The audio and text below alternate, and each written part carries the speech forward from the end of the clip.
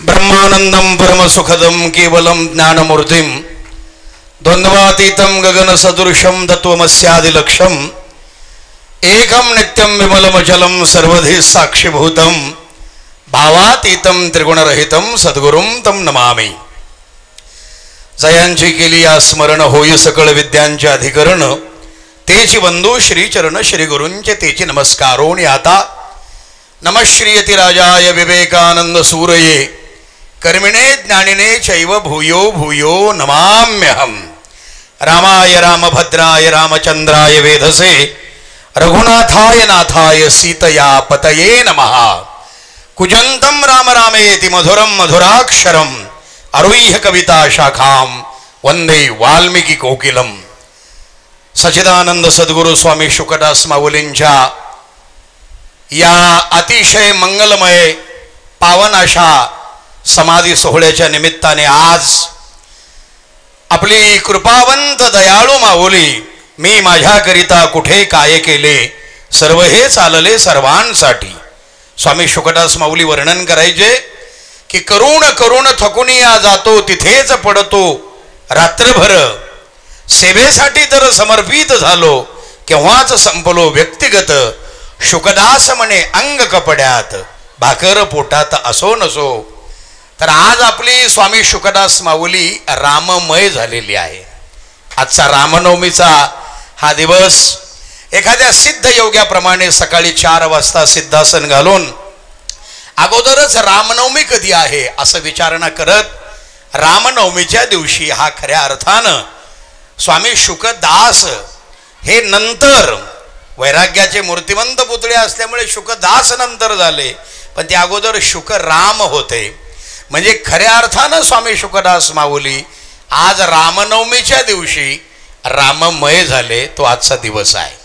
बांधवांनो ज्यांची आपण अतिशय गोड अशा प्रकारची रसाळ रम्य रामायणी कथा ऐकत आहात श्री राम राम रणरंग धीर राम राम श्री राम राम राम राजीव लोचन राम राम श्री राम राम भरताग्रज राम राम श्री राम राम शरणं भव राम राम अशी गोड कथा ज्या हरिभक्ती परायण भागवताचार्य ज्ञानेश्वर महाराज वाघ यांच्या मुखारविंदामधून आपण गेल्या 2 दिवसापासून ऐकत आहात ते हरिभक्ती परायण ज्ञानेश्वर महाराज वाघ या ठिकाणी व्यासपीठावरती आरूढ झालेत। एकदा जोरदार दोन्ही हात वर करून टाळ्या वाजवून महाराजांचा सन्मान करा।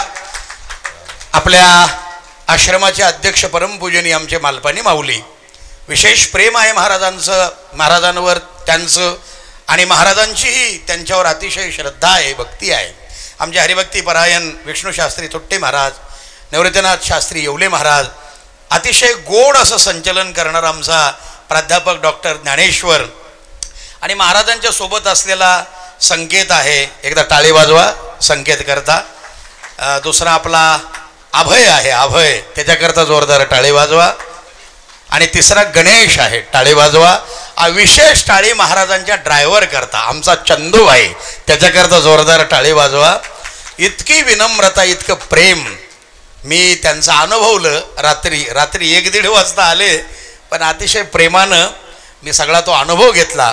आज आपल्याला अतिशय गोड अशा प्रकारची रामकथा ऐकायची आहे आणि आपल्या रामरायाचं आगमन आज जन्म आहे तर तोही फार मोठा चांगला सोहळा साजरा करायचा आहे। नाथ विजन साऊंडवाले आजूबाजूला असलेले सगळे भाविक भक्त सर्वांचं स्वागत आहे।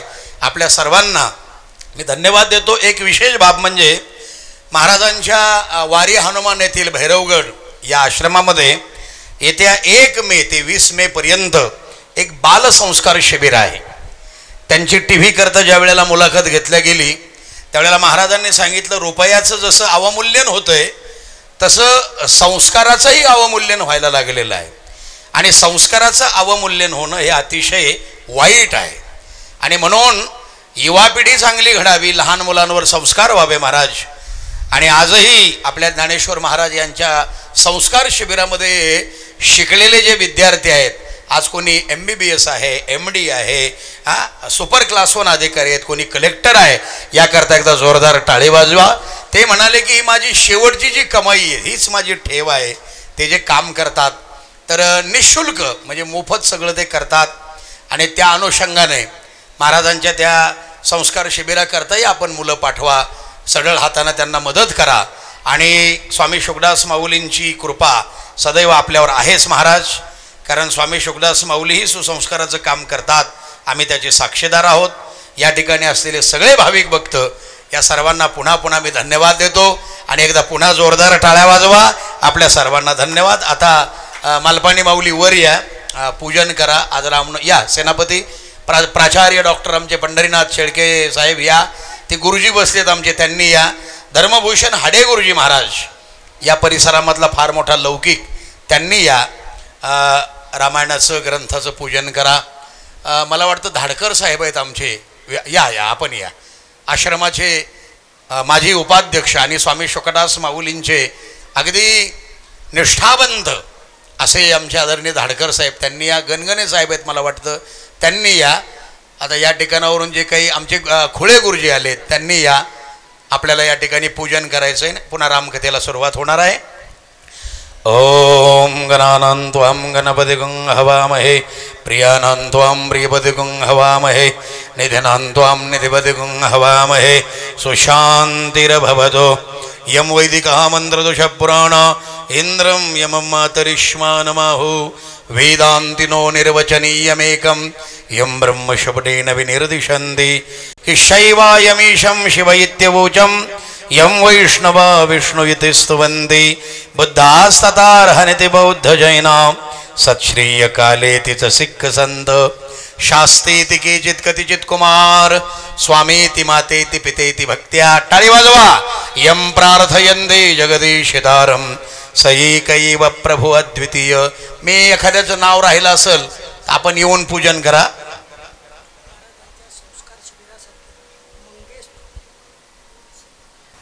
वा वा वा वा. महाराजांचं जे संस्कार शिबिर आहे त्याकरता आमच्या हरिभक्तीपरायण विष्णुशास्त्री थुट्टे महाराज यांचे चिरंजीव मंगेश थुट्टे याच्याकडून 200 भगवद्गीता त्या ठिकाणी अर्पण केलेल्या. जोरदार टाळी वाजवा त्याकरता. करा, पूजन करा. आणि आता लगेच आपल्याला कथेला सुरुवात करायची आहे. वेळ जाऊ नये. बरोबर 12 वाजता आपल्याला प्रभू श्री रामरायाचा जन्म फुलं उधळून मंत्रोच्चारामध्ये या ठिकाणी जन्म होईल. आपल्या सर्वांना पुन्हा पुन्हा धन्यवाद. आणि घ्या, दर्शन घ्या. आणि हरिभक्तीपरायण ज्ञानेश्वर महाराज वाघ यांनी आता लगेच आपल्या कथेला प्रारंभ करावा. एकदा जोरदार टाळी वाजवा. स्वामी विवेकानंद भगवान की, स्वामी शुकदास माऊली की. दोन्ही हात वर करा. जय श्रीराम, जय श्रीराम. धन्यवाद सर्वांना. आता लगेच कथेला प्रारंभ होतो आहे.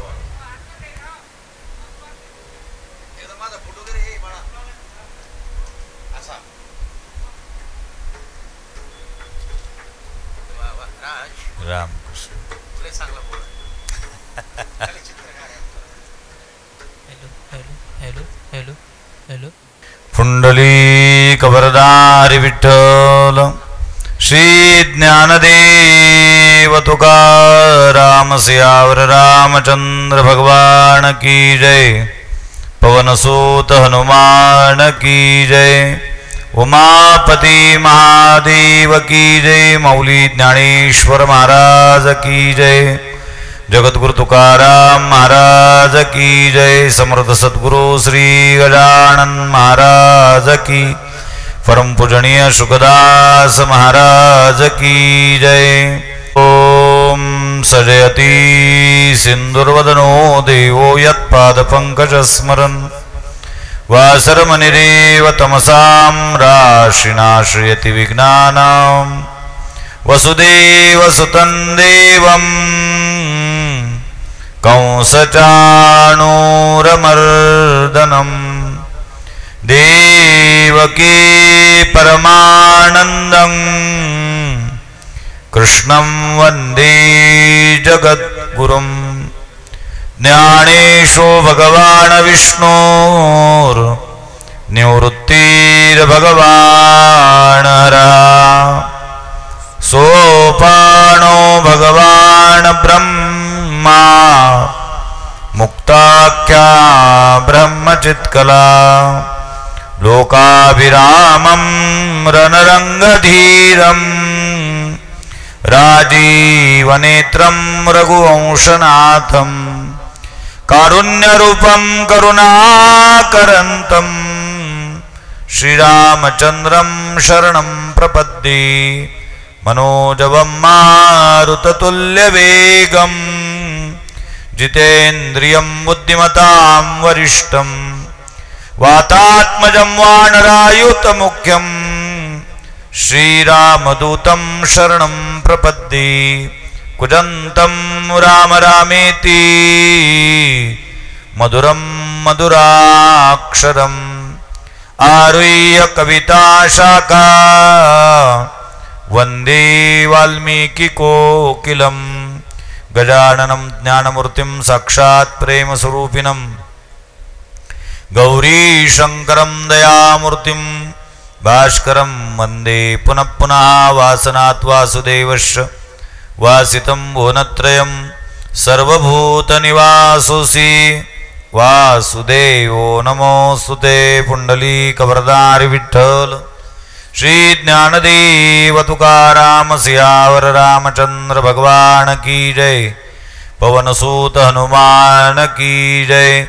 उमापति महादेव की जय माऊली ज्ञानेश्वर महाराज की जय जगद्गुरु तुकाराम महाराज समर्थ सद्गुरु श्री गजानन महाराज की जय परम पूजनीय सुखदास महाराज की जय सद्गुरु श्री रामचंद्र भगवान जगज्जननी जगन्माता सीतादेवी भक्त शिरोमणी हनुमंतराय ज्ञानांचे राजयोग यांची माऊली यश असणारे दानवर आहे जगद्गुरु तुकोबार आहे त्याचप्रमाणे तडचे बालयोगी शेगाव निवासी योगी सम्राट संत सम्राट विधी सम्राट गजानन महाराज त्यांच्या अंतरंग प्राणप्रिय पट्टशिष्य श्री संत भास्कर महाराज गौरीशंकर महाराज तथा वारकरी कीर्तिभूषण वारकरी रत्न संत श्री वासुदेवजी महाराज जळगावकर आदी करून साधू संतांना नमस्कार करून कार्यक्रमाकरता उपस्थित असणारे संपूर्ण सहकलाकार महाराज मंडळी उपस्थित सर्व प्रभुप्रिय सज्जन आणि जगन्माता मुक्ताबाई या सर्वांना नमस्कार करून आज या ठिकाणी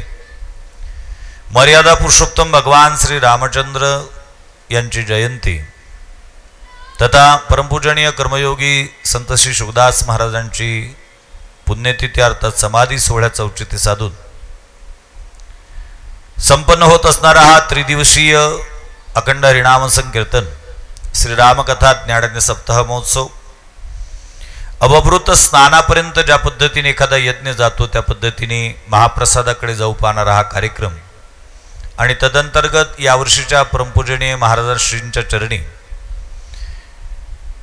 समर्पित होत असणारं हे या वर्षातलंच अंतिम वाकपुष्प आणि तन्निमित्ताने उपस्थित असणारी जी काही गणमान्य मंडळी आहेत त्यात परमपूजनीय परमादरणीय आमचे परमस्नेही श्री शास्त्रीजी महाराज संस्थेचे सन्माननीय अध्यक्ष श्री मालपानी सर आमचे अशोक भाऊ उपस्थित सर्व प्रभुप्रिय सज्जन आणि जगन्माता मुक्ताबाई यांना नमस्कार करून आज जो काही अगदी मोजका आणि नियोजित वेळ माझ्याकडे उपलब्ध आहे त्या वेळेचं योग्य पद्धतीचं नियोजन करत आपल्याला मर्यादा पुरुषोत्तम भगवान रामचंद्रांचं जीवन किंवा जन्माचा जो काही प्रसंग आहे तो पाहायचा आहे मला सांगितलं पाहिजे ज्या संप्रदायाच्या आपण पायिक आहोत त्या संप्रदायाच्या दृष्टिकोनातून आजचा दिवस अत्यंत महत्त्वाचा आहे वारकरी संप्रदायामध्ये काही व्रत आहेत काही उपवास आहेत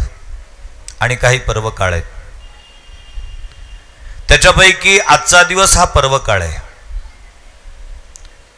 कारण वारकरी संप्रदायाचा एकादशी हे व्रत आहे एकादशी नवी व्रत आणि केवळ वैकुंठीचा पंथ किंवा व्रते एकादशी करुणी परलोक ठाकावा ज्ञानवरेचा अभंग फार सुंदर आहे एकादशी व्रत करून परलोकाला जावत अर्थात एकादशी व्रत आहेत व्रत एकादशी करीन उपवाशी गायीन अहर्निशी मुखी नाम किंवा पंढरीची वारी आहे माझी घरी आणि कन करी तीर्थव्रत व्रत एकादशी करीन उपवाशी जगद्गुरु तुकोबारांनी वर्णन केलंय एकादशी व्रत आहे अलीकडच्या काळामध्ये मध्यंतरीत घुसखोरी म्हटलं तरी हरकत नाही सोमवार शनिवार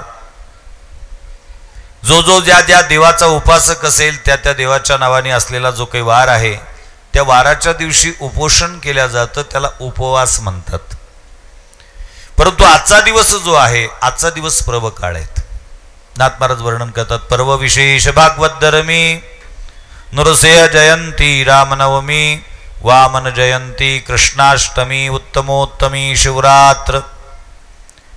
भागवत धर्मामध्ये विशेष पर्वकाळ आहेत आणि ते पर्वकाळ कोणचेत?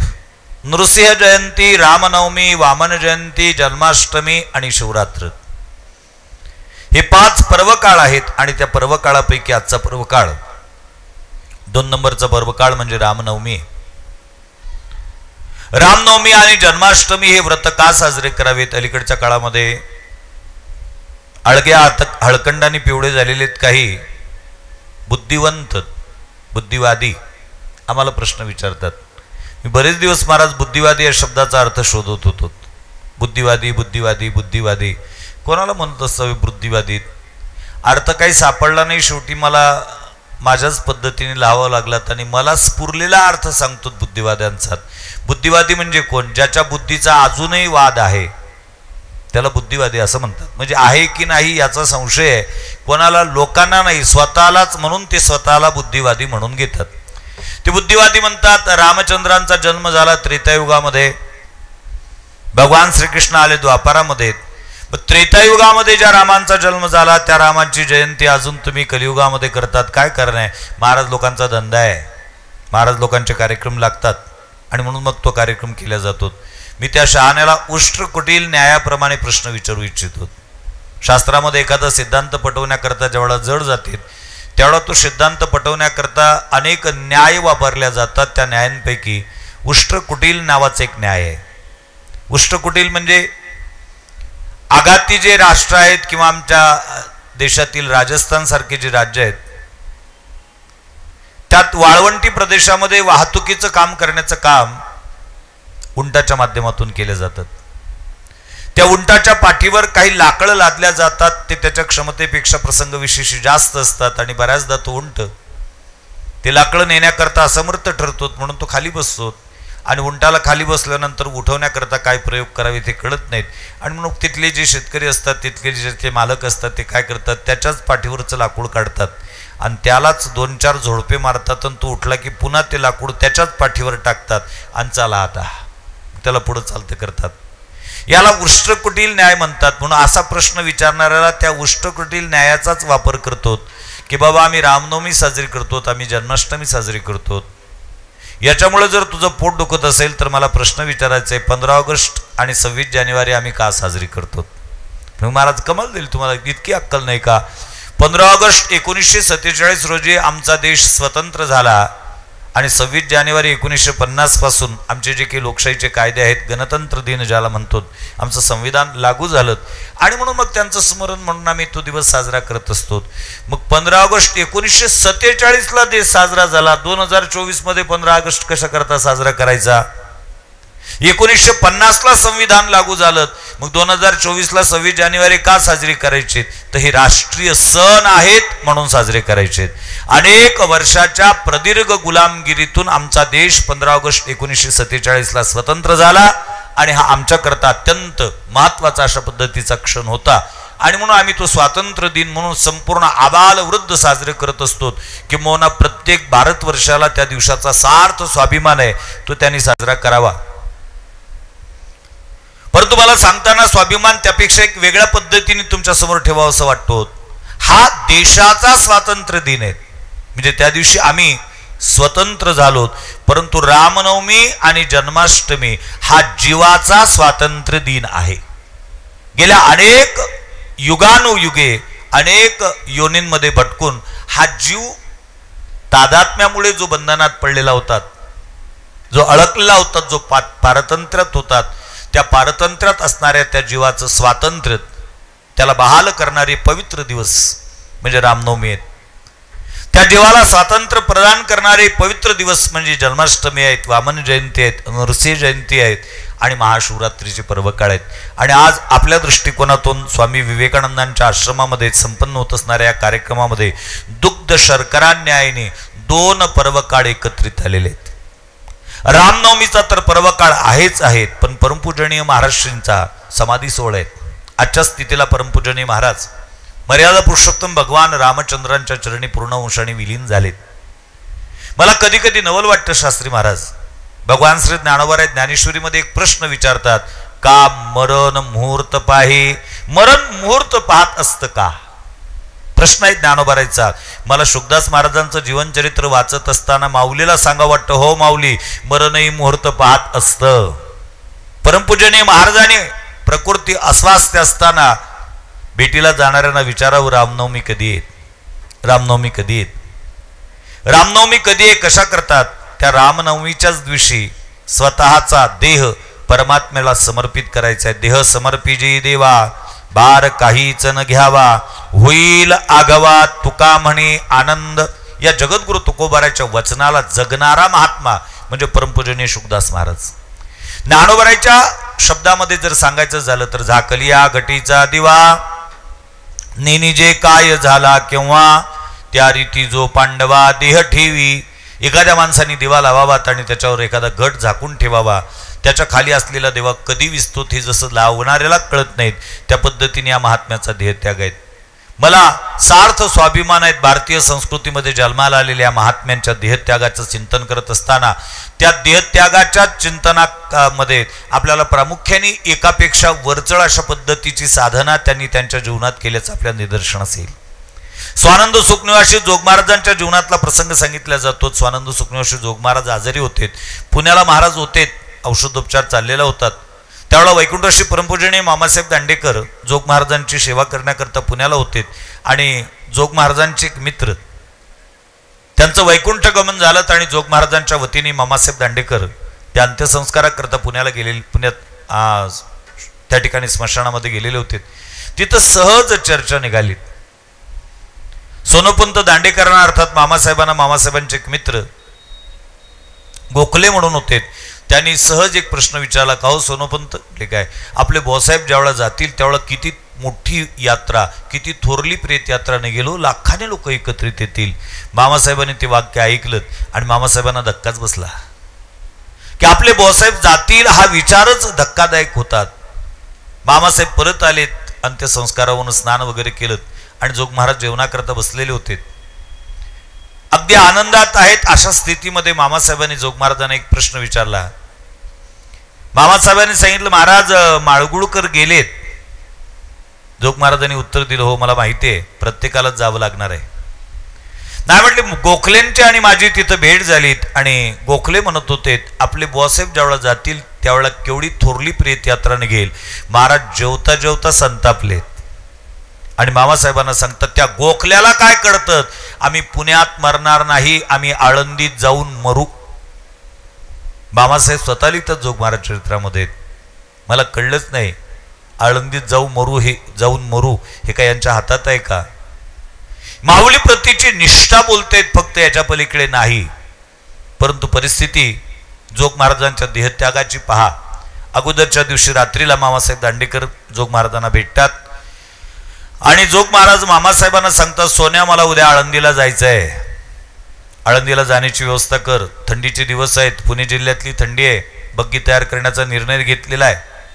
त्यावेळेला बाकीची जी मंडळी होती त्यांनी सांगितलं, मामा तुम्ही हो म्हणा, फक्त या परिस्थितीत जोग महाराजांना आळंदीला नेणं शक्य नाही. मामासाहेबांनी सरळ सांगितलं, नामा म्हणे देवा गुरु आज्ञा काम, भजन निष्काम गुरु सेवा. आज्ञा प्रमाण मानली पाहिजेत. बग्गी तयार झालेली आहेत, पहाटेचे 5 वाजलेले होते. तेवढ्या कडाक्याच्या थंडीमध्ये जोग महाराजांना बग्गीत बसवण्यात आलं. जोग महाराज आता नरसिंहाचा पुत्र, प्रश्नच नाही, विष्णू नरसिंह जोग. पुण्यातील लक्ष्मी रोडला मातलेल्या रेड्याची झुंज दोघा भावांनी त्यांचे कान धरून माग सारावीत एवढी ताकद त्यांच्या अंगामध्ये होती. आणि त्या जोग महाराजांना मधुमेह झालेला होता, दम्याचा त्रास होतात, थंडीचे दिवस होते, दोन्ही पायाच्या मध्ये स्वतःचं मुंडकं घातलेलं होतं, खोकला येत होता, दुसऱ्याला त्रास होऊ नये आपला म्हणून स्वतःचा दुपट्टा स्वतःच्या तोंडामध्ये कोंबत होते. आणि हा 20 किलोमीटरचा प्रवास पुणे ते आळंदी करायचा होता. दगडी पुलावर जेव्हा ती बग्गी आली, खळखळ खळखळ खळखळ आवाज व्हायला लागला. जोग महाराज मामासाहेबांना विचारतात, सोन्या काय बाबा आळंदी आली का रे? मामासाहेबांनी सांगितलं, हो महाराज आली आळंदीत, आता मला मारायला हरकत नाही, मी माझ्या माऊलीच्या कुशीत आलो. केवढी मोठी निष्ठा असेल हो. माऊलीच्या मंदिरात गेले, दर्शन घेतलं. त्यावेळेला वारकरी शिक्षण संस्थेची ना जुनी ना नवी कुठलीच इमारत नव्हती. गासवाले धर्मशाळेमध्ये वारकरी शिक्षण संस्थेचे पाठ चालायचे. जोग महाराज आले, जोग महाराज आले, जोग महाराज आलेत. सर्वत्र चर्चेचा विषय झाला. लोक दर्शनाकरता जोग महाराजांच्या येत होते. लोकांनी दर्शन घेऊन झाल्यानंतर मामासाहेबांनी जोग महाराजांनी मामासाहेबांना सांगितलं, सोन्या यांना जायला सांग, मला एकांत पाहिजेत. सगळे लोक निघून गेलेत आणि जोग महाराज उत्तराभिमुख बसलेत आणि उत्तराभिमुख बसून माऊलीचं चिंतन करत करत देहत्याग केला. केवढं मोठं आश्चर्य आहे. देहत्यागाकरता मी आळंदीत जाईल. एकापेक्षा एक या महात्म्यांचं जीवनचरित्र तुमच्यासमोर सांगता येईल, पण माझ्याकडे आज भरपूर विषय आहेत आणि वेळ त्या मानाने थोडा आहे. तसंच परमपूजनीय महाराजांचं जीवन मी अनेकांच्या मुखातून ऐकलंय. हॉस्पिटलमध्ये भरती असताना त्यांनी एकच विचारवत, रामनवमी कधी येत? आणि रामनवमीच्या दिवशी म्हणजे आजच्याच तिथीला पहाटेच्या वेळात, अर्थात 4 तारीख होती, 4था महिना होतात आणि 4:04 अगदी पहाटे 4 वाजतात उत्तराभिमुख बसून स्वतःची योगिक प्रक्रिया पूर्ण करत स्वतःचा जो काही प्राण आहे हा ब्रह्मांडामध्ये नेऊन पोहोचवण्याची जी काही प्रक्रिया आहे ती प्रक्रिया महाराजांनी पूर्ण केली. आणि आजच्याच तिथीला महाराजांनी स्वतःचा हा लीलाविग्रही देह, हा पार्थिव शरीर या पंचमहाभूतामध्ये विलीन होऊन या चराचरामध्ये आज देहरूपाने जरी नसले तरी आत्मरूपाने या संपूर्ण कार्याचं, आपल्या सगळ्यांच्या कर्तृत्वाचं, प्रत्येक कार्यकर्त्याच्या कार्याचं कौतुक करण्याकरता महाराज या ठिकाणी उपस्थित आहेत. या तीळ मात्र शंका नाही. प्रत्येक कणाकणांमध्ये त्यांचं वास्तव्य आज आपल्याला जाणवतं. प्रत्येक कृतीवर त्यांचं बारकाईने किती लक्ष असतं याची अनुभूती त्यांच्या अनुभूतीच्या माध्यमातून आपल्याला येते.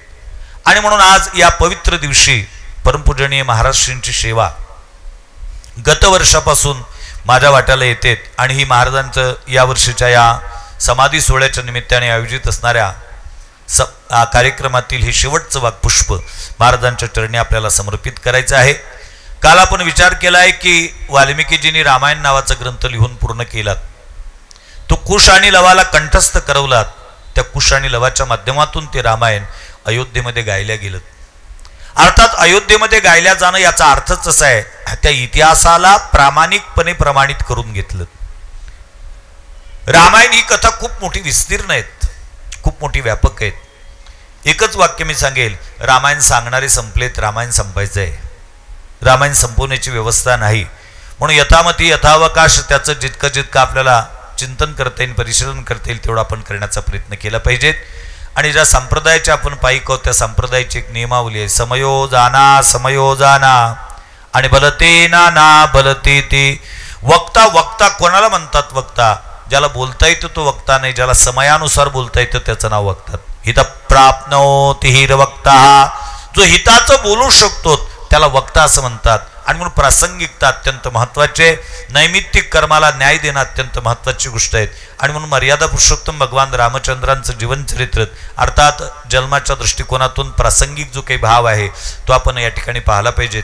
परंतु त्याच्या अगोदर मला एक प्रक्रियेने तुम्हाला सामोरं जायचं आहे. या जगतामध्ये मनुष्य म्हणून विचरण करणारे 3 प्रकार आपल्याला पाहण्याकरता मिळतात. त्याच्यातला पहिला वर्ग असा आहे जो जगत असतो, दुसरा वर्ग असा आहे जो जगवत असतो आणि तिसरा वर्ग असा आहे जो जागवत असतो. जगत असतो त्याचं नाव जीव, जगवत असतो त्याचं नाव देव आणि जागवत असतात त्यांचं नाव संत आहे. जगत असणाऱ्या जगांची संख्या जगात भरपूर आहे. किंबहुना मित्र असं म्हणेल असे बरेच आहेत त्यांना मरण येत नाही म्हणूनच जिवंत असतात. नाही तर वास्तवामध्ये आपण का जिवंत याचं भान त्यांना मरेपर्यंत कधी होत नाही. वैकुंठरावश्री भाऊसाहेब उर्लीकरांचं एक वाक्य आठवतं. भाऊसाहेब नेहमी म्हणायचे जगामध्ये 2 प्रकारचे लोक पाहण्याकरता मिळतात, एक जगण्याकरता खात असतात आणि दुसरे खाण्याकरताच जगत असतात. आपण या निमित्ताने याचं चिंतन आपण केलं पाहिजे. या 2 पैकी नेमके आम्ही कोणत्या वर्गात मोडत असतो? खाण्याकरता जगणाऱ्यांमध्ये आम्ही आहो की जगण्याकरता खाणाऱ्यांमध्ये आहोत? फक्त खाणे खाणे आणि खाणे, नित्य उठून या खावयाची चिंता याचाच विचार करणारा वर्ग आहे, त्याला मी जगे म्हणत असतो. हे जगे जन्माला येतात, गत जन्मातलं बरं वाईट कर्म भोगत असताना पुढच्या जन्माकरता बरं वाईट कर्म तयार करतात आणि पुन्हा मरतात आणि पुन्हा जन्माला येतात. यांची जी साजरी केल्या जाते त्याला 13वी नाहीतर जास्तीत जास्त पुढे गेलं तर वर्ष श्राद्ध असं म्हणतात. त्याच्यानंतर जो देव आहे त्या देवाचा जर विचार केला तर देव जन्मालाही येत नसतो आणि म्हणून देव मरतही नसतो. देवाच्या येण्याला प्रगटीकरण असं म्हणतात. आणि प्रगटीकरण या शब्दाची व्याख्या आहे विद्यमान सत्तेचं वर्तमानीकरण नाम प्रगटीकरण. या विश्वामध्ये परमात्म्याची सत्ता व्यापक आहे, ती विद्यमान आहे. परंतु सत्ता नुसती विद्यमान असून चालत नाही, ती वर्तमान झाली पाहिजेत. कारण साधक बाधक व्यवहार हे विद्यमान सत्तेत नाहीत, वर्तमान सत्तेत होत असतात. विठ्ठल जळी स्थळी भरला तो नाही ऐसा ठाव उरला असे कवन, हे जे प्रमाण आहेत शून्य स्थावर जंगम व्यापुनी राहिला आकळ, हे त्याच्या विद्यमानत्वाचे सिद्धी करणारे प्रमाण आहेत. परंतु सत्ता नुसती विद्यमान असून चालत नाही, ती वर्तमान झाली पाहिजेत. आणि त्याच्या वर्तमानीकरणालाच प्रगटीकरण असं म्हणतात. देव प्रगट होत असतो आणि प्रगट झालेला देव अवतार कार्य संपल्यानंतर अंतर्धान पावत असतो. म्हणून देवाची जी साजरी केल्या जाते त्याला जयंती असं म्हणतात. त्याच्यानंतरचा संतांचा विचार थोडक्यात सांगेल. संत कोणाला म्हणतात? संत जन्माला येत नसतात, संत प्रगटही होत नसतात. मग संत धर्मरक्षाया कारणे संत होता ती अवतीर्णे. धर्माचं रक्षण करण्याकरता संत अवतीर्ण होत असतात. आणि अवतीर्ण झालेले जे संत आहेत ते एक दिवस अवतार कार्य संपल्यानंतर इहलोकाची यात्रा संपून परलोकाला ज्या दिवशी जातात त्या दिवशी त्यांच्या जीवनातील जी पुण्यरूपी सामुग्री आहे ते ज्या तिथीला देह ठेवतात त्या तिथीला समर्पित करून जात असतात. आणि म्हणून त्या तिथीला पुण्यतिथी म्हणतात वा त्यांच्या जाण्याला प्रयाण किंवा प्रस्थान असं म्हणतात. तुमचं आमचं मरण आहे, साधूंचं मरण नसतं. साधू मरत नाहीत, साधू प्रयाण करतात, साधू प्रस्थान करतात. दोन्ही करता प्रमाण आहेत माझ्याकडे. प्रयाण काळी देवे विमान पाठविली, कळीच्या काळा माझी अद्भुत वर्तविली, मानव देह घेऊन या निजधामा गेली, निळामने सकळ संता तोषविले, जय जय आजी सद्गुरु स्वामी तुकया दातारा. निळोबराय म्हणतात जगद्गुरु तुकोबरायांचं प्रयाण आहे. किंवा पावावया उपासना ब्रह्मस्थानी प्रस्थान, ब्रह्मस्थानाकडे ते प्रस्थान करत असतात. म्हणून जीवाची तेरवी, देवाची जयंती आणि संतांची पुण्यतिथी. आता पुन्हा प्रश्न निर्माण होतो की कोणाची जयंती साजरी करावी, कोणाची पुण्यतिथी साजरी करावी. अलीकडच्या काळामध्ये व्यक्ती स्वातंत्र्य, विचार स्वातंत्र्य या घटनादत्त अधिकाराचा वापर करत असल्या कारणामुळे आमच्या भिंतीवर अडकवलेलं जे कॅलेंडर आहे त्या कॅलेंडर जर आपण अवलोकन केलं तर असं एक लक्षात येईल की त्याच्यातला एकही दिवस असा नाही की ज्या दिवशी कोणाची जयंती नाही आणि कोणाची पुण्यतिथी नाही. अरे बाबा, ज्याच्या समाधीवर बेसरमचे झाडं उगवले त्याची जयंती साजरी करता आणि ज्यांनी जन्मात पापाशिवाय काहीच केलं नाही त्याची जर पुण्यतिथी साजरी करत असाल तर याच्यापेक्षा काय अज्ञान असलं पाहिजे?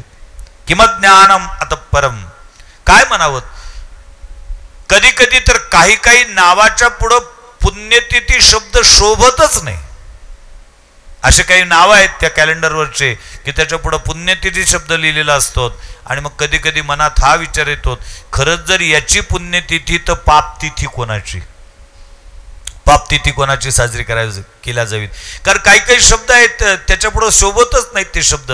सांसारिक म्हटला आणि आनंदी आनंद, इमानदारीने सांगा सांसारिकाच्या पुढं आनंदी आनंद हा शब्द शोभतो काय? नाही. आता त्या आनंदी आनंदाचा अर्थ दुसरा असेल, दुसरा घेतला जात असेल तो भाग वेगळा. उदाहरण दाखल दृष्टांत सांगतो म्हणजे लक्षात येईल. शेजारी शेजारी दोन राहत होते आणि त्याच्यापैकी एका शेजाऱ्याचं लग्न झाल्यानंतर त्याची पत्नी बिचारीची इतकी विचित्र भेटली. ते 14 जानेवारीच होती. बिचारा भयंकर दुःखी होतात. परंतु त्याच्या एक लक्षात आलं की त्याचा जो शेजारी आहे तो शेजारी मात्र खूप आनंदित असायचा. त्याच्या त्या खिडकीतून त्या दरवाजातून सतत आनंद आणि हसण्याचाच आवाज त्याच्या कानावर यायचा. त्यांनी विचार केला दोघांचंही लग्न एका तिथीला झालं, आपल्या घरातून कधी हसण्याचा आवाज बाहेर पडत नाही आणि याच्या घरातून नेहमी हसण्याचा आवाज येतो, याच्या हसण्याचं गमक याला विचारावं. आणि म्हणून मग सुट्टीच्या दिवशी हा गेला, त्याच्या घराचा दरवाजा वाजवला, त्यांनी दरवाजा उघडला. बोला म्हटले काय आहे? काही नाही म्हटले, मी तुमचा शेजारी आहे. म्हटले नाही, ओळखतो शेजारी आहे, काही तुम्हाला पाहिजे का? म्हटले मला काही पाहिजे नाही, मला एक विचारायचं आहे, तुमचं आणि माझं एकाच तिथीला लग्न झालं. म्हटले बरोबर आहे, पण माझं लग्न ज्या दिवशीपासून झालं त्या दिवशीपासून माझ्या चेहऱ्यावरचं स्मित हास्य कायमचं मावळलेलं आहे. मी कधी आयुष्यात हसूच शकलो नाही, पण तुमच्या घरातून रोज मला हसण्याचा आवाज येतो. त्या हसण्याचं गमक काय हे विचारण्याकरता मी तुमच्यापर्यंत आलो. त्यांनी पुन्हा हसून त्याला प्रतिसाद दिला. म्हटले बस असंच हसणं ऐकायला येतं तुमच्या घरातून, मला ते वर्म सांगा, त्या हसण्याचं वर्म काय? तो म्हटले भाऊ, घरोघरीच मातीच्या चुली असतात, मग म्हणायचं झालं परिवर्तन मानायचं झालं तर इलेक्ट्रिकच्या शेगड्या म्हणू, पण परिस्थिती प्रत्येक घरची तशीच असते, जशी तुमची आहे ना तशीच माझी आहे. खट्याळच आहे म्हटले ते, पण मग तुम्ही हसता याचं काय? त्यात म्हटले कारण सांगू का तुम्हाला, हसणंच ऐकायला येतं, बाकीचं काही ऐकायला येत नाही. मी ऑफिसमधून येतो आणि मी ऑफिसमधून आल्यानंतर ती कोणतंही काम करत असू द्या, तिच्या हातात जी वस्तू असेल ती फेकून मारते, आणि तिने फेकून मारल्यानंतर नेमकं मी सावध असतो आणि तिने ती वस्तू फेकून मारली की मी लगेच कुदी मारतो, बाजूला होतो, आणि ती वस्तू मला लागली नाही की मी हसत असतो. असं आहे का? म्हटले हो, पण कधी कधी त्यांचंही हसणं ऐकायला येते, त्याचं काय? म्हटले तेच आहे ना, मी प्रत्येक वेळेला ऑफिसमधून येतो, ती माझ्यावर टपलेली असते, तिच्या हातात असेल ते फेकून मारते, मी कुदी मारतो, कधी कधी वाचण्यामध्ये फेकून मारल्यानंतर ते वाचवण्यामध्ये मी यशस्वी होतो म्हणून मी हसतो, आणि कधी कधी मारण्यात ती यशस्वी होते म्हणून ती हसते, कारण प्रत्येकच वेळेला काही माणूस सावध नसतो. मग आता तुम्हाला फक्त हसणंच ऐकायला येते, आतमधली परिस्थिती माहीत नाही. वरूनच उपर की तो खूप बनीन अंदर की राम जानी, म्हणून मग संसारिकाने आनंदी आनंद मानायचा असतो, पण संसारिकाच्या मुखातून आनंदी आनंद हा शब्द शोभत नसतो. नसेल लक्षात आलं तर दुसरा दृष्टांत सांगतो. मी प्रवास करत होतो आणि प्रवास करता करता रोडच्या कडेला असलेले काही दुकानं, त्याच्या त्या पाट्या वाचण्यात येतात, आणि मला एक आश्चर्यकारक पाटी वाचण्यात आली काही दिवसापूर्वी. ती पाटी होती, त्या दुकानचं नाव होतं कोमल, आणि दुकान कशाचं होतं? हार्डवेअरचं. त्याच्या पुढे पाटी लिहिली होती कोमल हार्डवेअर. माझ्या बोलण्याचा कल ज्यांच्या लक्षात आला असेल त्याने घ्यावा. किती त्या कोमल या शब्दाचा अपमान होता. तो कोमलच्या शब्द पुढं जर हार्डवेअर लिहिल्या गेलेलं असेल तर. तसं काही लोकांच्या नावाच्या पुढं पुण्यतिथी लिहिणं हे तितकंच अपमानास्पद आहे. पुण्यतिथी या शब्दाचं मातेरा येते. कधी कधी शुद्ध शाकाहारी शब्द प्रयोग असलेले हॉटेल दिसतात, आणि काही लोकांनी आता तो शुद्ध शब्द उसना घेतला म्हणा, चोरून घेतला म्हणा. मांसाहारीवाल्यांनी सुद्धा शुद्ध मांसाहारी लिहिणं चालू केलं. आता शुद्ध त्या मांसाहारीच्या पुढं शुद्ध चालतं का ते? तसं काही लोकांच्या पुढं पुण्यतिथी शब्द शोभून दिसत नाही. किंवा मी अधिक एक वाक्य बोलून, एक प्रक्रिया सांगून या विषयाला पूर्णविराम देईल. आणि अत्यंत महत्वाचं आहे, जयंती कोणाची? ज्याचा येण्याचा दिवस महत्वाचा त्याची जयंती. पुण्यतिथी कोणाची? ज्याचा जाण्याचा दिवस महत्वाचा त्याची पुण्यतिथी. आणि आज दोन्हीही दृष्टिकोनातून मर्यादा पुरुषोत्तम भगवान रामचंद्राचं जे काही विद्यमानीकरण आहे ते वर्तमानीकरणामध्ये परिवर्तित झालं, म्हणून रामचंद्रांचा येण्याचा दिवस म्हणूनही तिथी महत्वाची, आणि परमपूजनीय शुकदासजी महाराजांच्या जाण्याचा दिवस म्हणूनही ती तिथी महत्वाची. जयंती आणि पुण्यतिथी या ठिकाणी संयुक्तरित्या साजरी करायचे आहेत. आणि मर्यादा पुरुषोत्तम रामचंद्राच्या त्या प्रगटीकरणाचे जे काही चिंतन आहे ते थोडक्यात आपण करण्याचा प्रयत्न करू. नामदेव महाराजांनी फार सुंदर वर्णन केलेले आहेत. नाथ महाराजांनी एकनाथी भागवतामध्ये तर त्याहीपेक्षा सुंदर वर्णन केलेले आहेत. रावणाचे नित्यंकित सुरवर झाले जी चिंताक्रांत तीही रमानाथ प्रार्थिला. नाथ म्हणतात रावणाचे नित्य अंकित असणारे जे काही सुरवर होते ते चिंताक्रांत झालेले आहेत, आणि त्यांनी रमानाथ नाम भगवान विष्णूंची आराधना केलीत, स्तुती केलीत. भगवान प्रसन्न झालेत, आणि भगवंतांनी प्रसन्न होऊन त्या संपूर्ण सुरवराधिकांना, इंद्रादिक देवांना सांगितलं की मी अवतार घेण्याकरता तयार आहे. त्याच्याकरता तुम्ही अगोदर रीस वानराचं रूप धारण करून मृत्यूलोकामध्ये पहिल्यांदा प्रगट व्हा. मला कथानकाला जास्त न्याय देता येणं शक्य नाही, थोडक्यामध्ये तुमच्या समोर येईल, पण त्याच्यातले मार्मिक भाव जी माझ्या नेहमीची पद्धती आहे त्या नेहमीच्या पद्धतीने तुमच्या समोर ठेवण्याचा प्रयत्न करेल. मला प्रामुख्याने एक विचार सांगावंसं वाटतो. भारतीय पौराणिक ग्रंथातील भगवंताची अवतार संकल्पना जी आहे ती अवतार संकल्पना इतकी उत्कृष्ट आहेत की ते समाजातील प्रत्येक घटकाला सक्रिय करण्याकरता कारणीभूत ठरणारी आहेत. आमच्या देवाची अवतार संकल्पना हा क्लीब दैववाद वाढवणारी अशा पद्धतीची संकल्पना नाही की मी अवताराला आलो की मी सगळंच करेल, असं आमच्या देवानी कधीही म्हटलेलं नाही. नवे नवे प्रत्येक अवताराच्या अगोदर त्यांची झालेली स्तुती आहे आणि त्यांनी दिलेला शब्द आहे, त्याच्यामध्ये प्रामुख्याने त्या देवांचे उद्गार आहेत. जसं कृष्ण अवताराचे अभंग वाचत असताना आपल्या वाचनातील भगवान श्रीकृष्ण परमात्मा म्हणतात की मी मृत्यूलोकात अवतार धारण करेल, पण तुम्ही काय करा. रोहिणी उदरी शेषबळी भद्र यादव समग्र भारी तुम्ही. देवकीच्या उदरात मी येणार आहे आणि रोहिणीच्या उदरामध्ये शेष बळीभद्र रूपाने प्रगट होणार आहेत, परंतु आम्ही दोघं येण्याच्या अगोदर तुम्ही यादव झाले पाहिजेत. म्हणजे तुम्ही यादव व्हा, अगोदर तुम्ही सक्रिय व्हा. तसं राम अवतारात अगोदर प्रभू सांगतात मी येईल, अयोध्येमध्ये प्रगट होईल, पण त्याच्या अगोदर तुम्ही वानर झाले पाहिजेत. तुम्ही तुमची जी काही पद्धती आहेत, तुम्ही तुमची जी सेवा आहेत ती सेवा अगोदर रुजू केली पाहिजेत, तुम्ही अगोदर सक्रिय झाले पाहिजेत. अशा पद्धतीची ही अवतार संकल्पना आहे. ही दैववादाला बळावा देणारी संकल्पना नाहीत. अलीकडच्या काळामध्ये फार मोठी विचित्र परिस्थिती निर्माण झालीत. मला आठवतं पंढरपूरमध्ये आषाढी एकादशीच्या निमित्ताने विलासरावजी देशमुख ज्यावेळेला आपल्या महाराष्ट्राचे सन्माननीय मुख्यमंत्री होते, त्यावेळेला वंदनीय राष्ट्रसंत तुकडोजी महाराजांच्या संस्थेने पंढरपूरमध्ये सांगोला रोडला 2 एकर 2.5 एकर जागा घेतली होती आणि त्याचं भूमिपूजन माननीय मुख्यमंत्र्यांच्या हस्ते व्हावं अशी त्यांची इच्छा होती. वैकुंठवासी श्रीमती शकुंतलाबाई टेकाळे यांनी ती जागा विकत घेतलेली होती. त्यावेळेला मध्य प्रदेशचे मुख्यमंत्री दिग्विजय सिंग होते आणि दिग्विजय सिंग मुख्यमंत्री असेपर्यंत प्रत्येक वेळेला आषाढी वारी करता पंढरी क्षेत्रात यायचे आणि दिग्विजय सिंगांचे आणि राष्ट्रसंत तुकडोजी महाराजांचे शिष्य तुकाराम दादा गीताचार्य यांचे फार जवळचे संबंध होते. आणि मग तुकाराम दादांच्या सोबत मी दिग्विजय सिंग आणि विलासरावांना भेटण्याकरता पंढरपूरच्या रेस्ट हाऊसला गेलो. विलासरावांना त्या ठिकाणी भूमिपूजनाकरता निमंत्रित केलं. विलासरावांनी स्पष्ट सांगितलं महाराज मला ते शक्य नाही, कारण महाराष्ट्राचं मुख्यमंत्रीपद माझ्याकडे आहेत आणि आम्हाला चालावं लागतं, ते प्रोटोकॉलप्रमाणे चालावं लागतं. आमचा पूर्वनियोजित जो दौरा आहे त्या पूर्वनियोजित दौऱ्याच्या 250 फुटापेक्षाही जास्त पुढे आम्हाला जाता येत नाही आणि आमच्या पूर्वनियोजित दौऱ्यामध्ये तुमचा कार्यक्रम नसल्या कारणामुळे इतक्या लांब 2-2.5 किलोमीटर तो दौरा सोडून येणं शक्य नाही. दिग्विजय सिंगांनी अतिरिक्त अधिकाराचा वापर करत त्यांच्या समोर मला सांगून टाकलं, जा म्हटले महाराज तुम्ही तयारी करा, आम्ही विलासरावांना घेऊन येतो. मग आम्ही तयारी केलीत. मला बाकीचा प्रसंग नाही सांगायचा. त्यावेळेला विलासरावांनी भाषण देत असताना एक वाक्य फार महत्वाचं वापरलं आणि ते इतकं महत्वाचं होतं एखादा साधू एखादा संत त्याच्या हयातभर जेवढं कार्य करतो त्याच्यापेक्षा त्याच्या पश्चात त्या साधूचं नाव कार्य करण्याकरता कारणीभूत ठरतात किंवा समाजाला कार्य करण्याकरता प्रवृत्त करतात. आणि याच्याकरता त्यांनी 2 उदाहरणं दिली होती. वंदनीय राष्ट्रसंत तुकडोजी महाराज आणि कर्मयोगी संत श्री गाडगे महाराज यांनी हयातभर जेवढं कार्य केलं ना त्याच्यापेक्षा कितीतरी पटीने अधिक प्रमाणामध्ये त्या संतांचे नाव आज कार्य करतायत. कारण महाराष्ट्र सरकारने 2 योजनांना या संतांचे नावं दिलेत. ग्राम स्वच्छता अभियानाला गाडगेबाबाचं नाव देण्यात आलं आणि तंटामुक्ती नावाची जी योजना आणली त्याला तुकडोजी महाराजांचं नाव देण्यात आलं.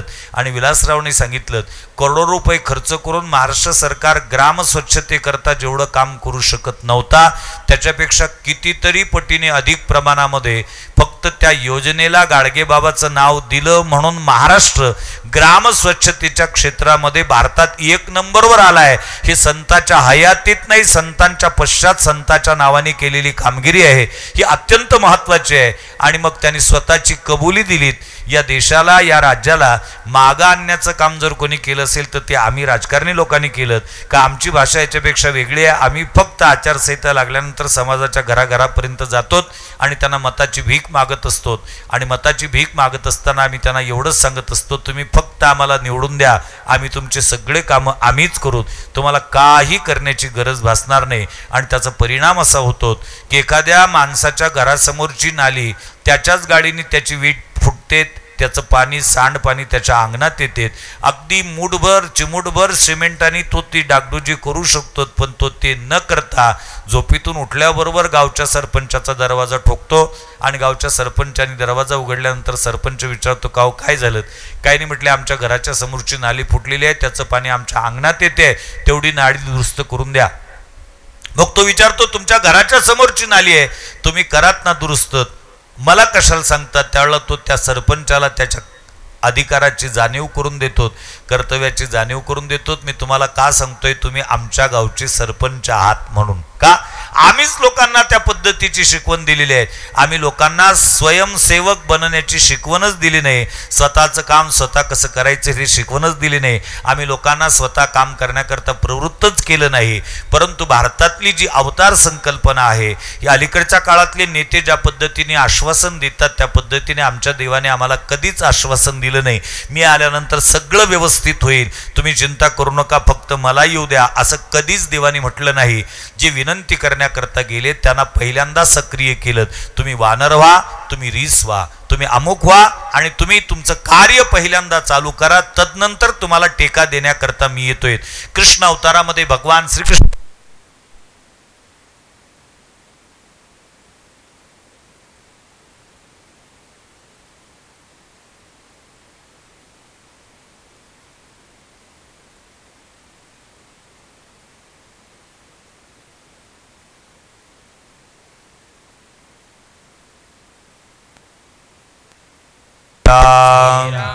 राम जय जय राम, श्री राम जय जय राम. श्री राम जय जय राम, श्री राम जय जय राम.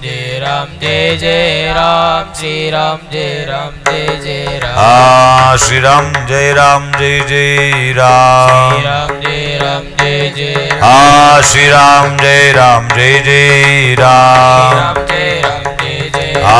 श्री राम जय जय राम. श्री राम जय जय राम. राम जय जय राम, श्री राम जय जय. श्री राम जय जय राम. श्री राम जय जय राम. श्री राम जय जय राम. श्री राम जय जय राम. गोपाल कृष्ण भगवान की जय. कृष्ण अवतारामध्ये भगवान श्रीकृष्ण परमात्म्याने गोवर्धन पर्वत धारण केला. पण गोवर्धन पर्वत धारण करत असताना, तो गोवर्धन पर्वत धारण करण्याची क्षमता एकट्यात असताना सुद्धा भगवान परमात्म्याने मी एकटा हे कार्य करू शकतो, तुम्हाला बाकीच्यांना काहीच करण्याची गरज नाही, तुम्ही स्वस्थ बसा, शांत बसा, असं नाही म्हटलं. भगवंतानी प्रत्येक गोपाळाला त्याला काठी लावण्याची सल्ला दिली. भगवान श्रीकृष्ण परमात्म्याने गोवर्धन पर्वत धारण करून सहकार क्षेत्राला जन्माला घातलं. सहकार क्षेत्राचा जनक जर कोण असेल, एका वाक्यात उत्तर द्या असं जर प्रश्न विचारला, सहकार क्षेत्राचा जनक कोण? सरळ सांगा, सहकार क्षेत्राचा जनक भगवान श्रीकृष्ण परमात्मा आहे. त्यांनी ही संकल्पना समाजाच्या समोर ठेवलेली आहे. आणि म्हणून मग मर्यादा पुरुषोत्तम भगवान रामचंद्रांचं जे जीवन आहे ते दिव्य अशा पद्धतीचं जीवन आहे. नामदेव महाराजांच्या अभंगाचा आधार घेत आपल्याला तिथपर्यंत जायचंय. नामदेव महाराज म्हणतात, कुलगुरु वशिष्ठ बोली नृपवरा असती गरोदरा तुझ्या कांता. कुलगुरु वशिष्ठ राजा दशरथाकडे येतात आणि राजा दशरथाला सांगतात, राजा दशरथा, तुझ्या तिन्ही पत्न्या गरोदर आहेत. समोरचा आवाज कमी करे बाबा, तिथला रिपीट नाही पाहिजे, मला मॉनिटर दे. तू आता ते वाढवलं, ते तिकडचा येते आवाज इकडे. तुझ्या तिन्ही राण्या गरोदर आहेत आणि धर्मशास्त्राचा नियम असा आहे, धर्मशास्त्राविषयी डोहाळे पुसावे आणि त्यांचे पुरवावे मनोरथ. धर्मशास्त्र असा आहे, पतीने पत्नीला गरोदर अवस्थेत असताना तिचे डोहाळे विचारावेत आणि त्यांचे मनोरथ पूर्ण करावेत. धर्मशास्त्राच्या नियमाप्रमाणे विचारावेत सुद्धा आणि धर्मशास्त्राकरता अनुकूल असतील तरच ते पुरवावेत सुद्धा, असा नियम सांगितला. मला आश्चर्य वाटतं ते एका गोष्टीचं, किंवा अलीकडच्या चुकीच्या परंपरेवर आघात करण्याकरता मला ते कथानक फार चांगलं वाटतं. मला ते कथानक फार चांगल्या पद्धतीने भावतात. यज्ञ नारायण संतुष्ट झाल्यानंतर त्याच्यातून निघालेला प्रसाद वितरित करण्याकरता कुलगुरु वशिष्ठ राजा दशरथाच्या सोबत तिन्ही राहण्यांच्या महलापर्यंत जातात, त्यांना तो प्रसाद वितरित करून देतात. परंतु डोहाळे विचारण्याची पाळी ज्यावेळेला येते त्यावेळेला राजा दशरथाला वशिष्ठ जी सल्ला देतात, वशिष्ठ दशरथाच्या सोबत जात नाहीत, कारण वशिष्ठांना हे चांगल्या पद्धतीने माहीत आहेत हा जो काही विधी आहे हा धार्मिक विधी आहे, पण तो पती पत्नीचा वैयक्तिक आहे, त्याचं सार्वजनिकरण होणार नाही याची खबरदारी वशिष्ठांनी त्रेतायुगात घेतलीत.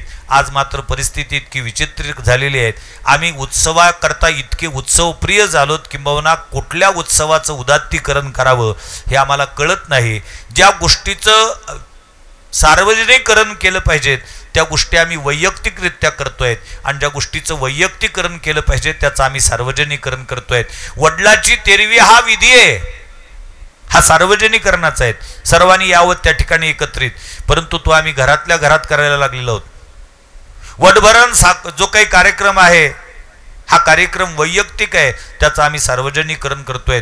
वशिष्ठांनी सांगितलं राजा जा, डोहाळे विचारण्या करतात, आणि वशिष्ठाच्या आज्ञेवरून राजा दशरथ राण्यांना डोहाळे विचारण्याकरता निघतायत.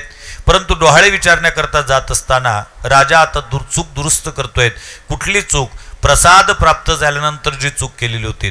यज्ञ नारायण संतुष्ट पावला प्रत्यक्ष तो आला कुंडातून. यज्ञ नारायण संतुष्ट पावलेला होतात, कुंडातून बाहेर आल्यानंतर जो प्रसाद आलेला होता तो प्रसाद 3 भागामध्ये विभाजित केल्यानंतर धर्मशास्त्राच्या नियमाप्रमाणे, धर्मशास्त्रकारांची अशी अट नाही, अशी अडचण नाही धर्मशास्त्रकारांना एक असताना दुसरी करू नये म्हणून, द्विभार्या प्रतिबंधक नावाचा कायदा शासनाने केलेला आहे. धर्मशास्त्राने अजून असा कायदा केलेला नाही. धर्मशास्त्रकार म्हणतात तुमच्यात हिंमत असेल, ताकद असेल तर एकापेक्षा अधिक करू शकता, फक्त धर्मशास्त्राची एवढीच अट आहे, पहिलीला जर 100 रुपयाची आणली असेल साडी तर दुसरीलाही 100चीच आणली पाहिजे, 99 रुपयाची वा 101 रुपयाची चालणार नाही, तिथं तरतम भाव चालत नाही. हिंमत असेल तुमच्यात तर तुम्ही एकापेक्षा अधिक करू शकता, पण धर्मशास्त्राचा दुसरा नियम मला तुमच्यासमोर मांडायचा आहे तो असा आहे. धर्मशास्त्रकार म्हणतात एकापेक्षा अधिक पत्न्या असल्या तरी अडचण नाही, परंतु धार्मिक कृत्य करत असताना मात्र त्याच्यापैकी पहिली जी पत्नी आहे तिलाच धर्मपत्नीचा दर्जा दिला जातो, तिच्या व्यतिरिक्त ज्या असतील त्या कामज पत्नी मानल्या जातात. एकापेक्षा अधिक मुलं असूनही असं धर्मशास्त्र म्हणत नाही, एकापेक्षा अधिक असतील तरी चालतात, परंतु कितीही असू द्या, परंतु धार्मिक कृत्य करायचं असेल अगदी शेवटी अंत्यसंस्कारापर्यंतचा जो काही मान आहे धर्मशास्त्राच्या दृष्टिकोनातून तो ज्येष्ठ पुत्रांना दिला जातो, कारण ज्येष्ठ पुत्राला धर्मशास्त्र धर्मपुत्र म्हणते, बाकीच्या पुत्रांना कामज पुत्र ही संज्ञा देण्यात येते. धर्मपुत्र एक, धर्मपत्नी एक. म्हणून राजा दशरथाने धर्मशास्त्राचा अवलंबन करत कौशल्येला प्रसाद दिला. त्यावेळा कैकेयीला राग आला होता. प्रथम तो भाग कौशल्येशी दिला, तिने क्रोधाला कनिष्ठेशी, येताची तो क्रोध विघ्न ओढवले आणि पिंड झळपिली घारीने पै. कौशल्येला प्रसाद दिला त्याच्यामुळे कैकेयीला राग आला. मी होती म्हणून राजा दशरथ वाचले, मी होती म्हणून अप्सरा आल्या, मी होती म्हणून यज्ञ झाला, मी होती म्हणून यज्ञ नारायण संतुष्ट झाला, मी होती म्हणून प्रसादही प्राप्त झालात. आमचा हा मीपणाच आतापर्यंत आमच्या जीवनाला एक वेगळं वळण देण्याकरता कारणीभूत झालेलं आहे. किंबहुना आपल्या जीवनातलं बरंच नुकसान जे झालं ना ते मीपणामुळे झालं, आणि म्हणून कैकेयीने तो प्रसाद भक्षण केलेला नव्हता. नेमका त्याच वेळेला घारीने येऊन तो प्रसाद झळपला होता, आणि ही गोष्ट राजा दशरथाला लक्षात आहे. म्हणून आता राजा दशरथ डोहाळे विचारण्याकरता ज्यावेळा निघतात ना त्यावेळा राजा दशरथ डोहाळे विचारण्याकरता पहिल्यांदा कौशल्येच्या महालात जात नाहीत, कैकेयीच्या महालात जातात. कैकेयीच्या महालात गेल्यानंतर कैकेयीला कळलं राजा दशरथ आपल्याकडे येत आहेत. नामदेव महाराजांचे शब्द आहेत, माझे नाहीत. मी तुम्हाला एका फार महत्वाच्या मुद्द्याकडे घेऊन जातोय. नामदेव महाराज म्हणतात मंचकी बैसली होती ती पापिनी आणि देखताची नयनी पहुडली. मंचकावर बसलेली होती. नामदेव महाराजांनी असा हात न करता सरळ तिला पापिनी म्हटलेलं आहे. आणि मी माफी मागून बोलेल, शास्त्री महाराजांना अनुलक्षण या ठिकाणी बोलेल की अलीकडच्या काळामध्ये आम्ही बऱ्याच चुकीच्या गोष्टीचं उदात्तीकरण करतोय. मार्केटमध्ये मला काही दिवसापूर्वी एक पुस्तक वाचण्याकरता मिळालं, सद्गुणवती कैकेयी. सद्गुणवती कैकेयी नावाचं पुस्तक मार्केटमध्ये आलंय, आणि त्या मार्केटमध्ये आलेल्या त्या पुस्तकामध्ये कैकेयीच्या ठिकाणचे सद्गुण दाखवण्यात आलेले आहेत. किती उदात्तीकरण! अलीकडच्या काळामध्ये अशी एक पिढी जन्माला आली ती रावणाचं सुद्धा उदात्तीकरण करायला लागलेली आहेत. मी काही दिवसापूर्वी एक विचार वाचला की एक मुलगी होती 5 वर्षाची झालेली, तिची आई पुन्हा बाळंतपणा करता हॉस्पिटलमध्ये भरती केलेलं आहे तिला, आणि हॉस्पिटलमध्ये भरती केलेलं असताना संपूर्ण नातेवाईक त्या ठिकाणी दवाखान्याच्या समोर गिरट्या घालतायत. आणि तितक्या एका नातेवाईकांनी त्या मुलीला विचारलं, का ग बाई काय वाटतं तुला, भाऊ हवा का बहीण व्हावी? त्यावेळेला ती सरळ सांगते, मला भाऊ हवा अशी इच्छा आहे. आता लोकांनाही कळतं साहजिक आहे, बहीण आहे, तिला भावाची अपेक्षा असेल. तितक्यात दुसऱ्यांनी नातेवाईकांनी तिला विचारलं, का ग म्हटली भाऊ हवा, हे बरोबर आहे, पण तो भाऊ कसा असावा? ती पोरगी सांगते, मला भाऊ हवा अशी अपेक्षा आहे, आणि तो भाऊ लंकेच्या राजा रावणासारखा असावा. रावणासारखा भाऊ असावा असं तिने विचारलं. त्यानं धक्काच बसलं, म्हणजे रावणासारखा का?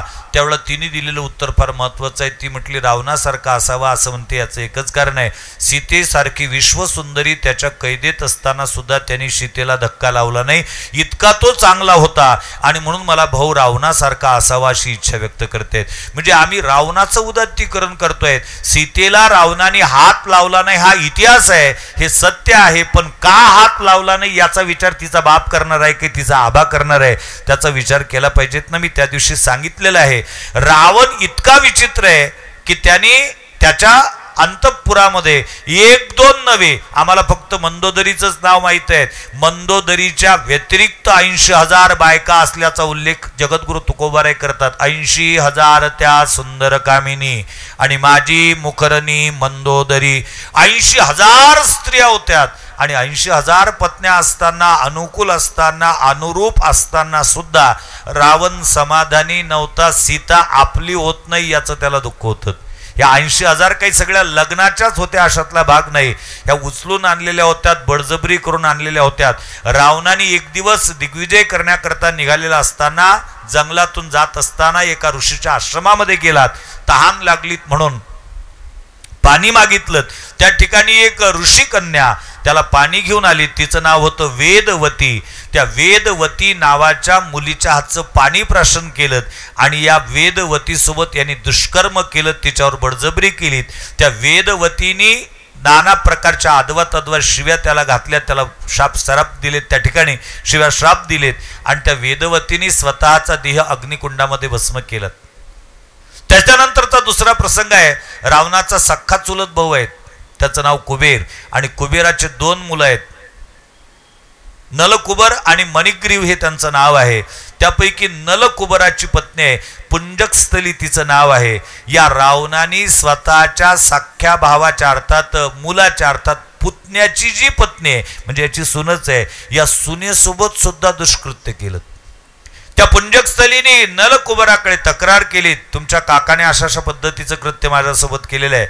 नलकुबर स्वतः कुबेराकडे गेलेत, आणि कुबेर ब्रह्मदेवाकडे गेलेत, आणि ब्रह्मदेवाला सांगितलं, बाबा याला समजावून सांगा, हा अशा पद्धतीचं दुष्कृत्य करतोय, माझ्या सुनेसोबत यांनी दुष्कृत्य केलं. ब्रह्मदेवानी रावणाला बोलून घेतलं आणि रावणाला सांगितलं, रावणा मी तुला वर दिलेला आहे, नर आणि वानर वगळता तुला कोणाच्याच हातून मृत्यू येणार नाही किंवा कोणाचीच भीती तुला नाही, असा जो वर दिलेला आहे याचा तू गैरवापर करतोय हे माझ्या निदर्शनास आलं, म्हणून मी त्यात दुरुस्ती करतोय आदेशाची.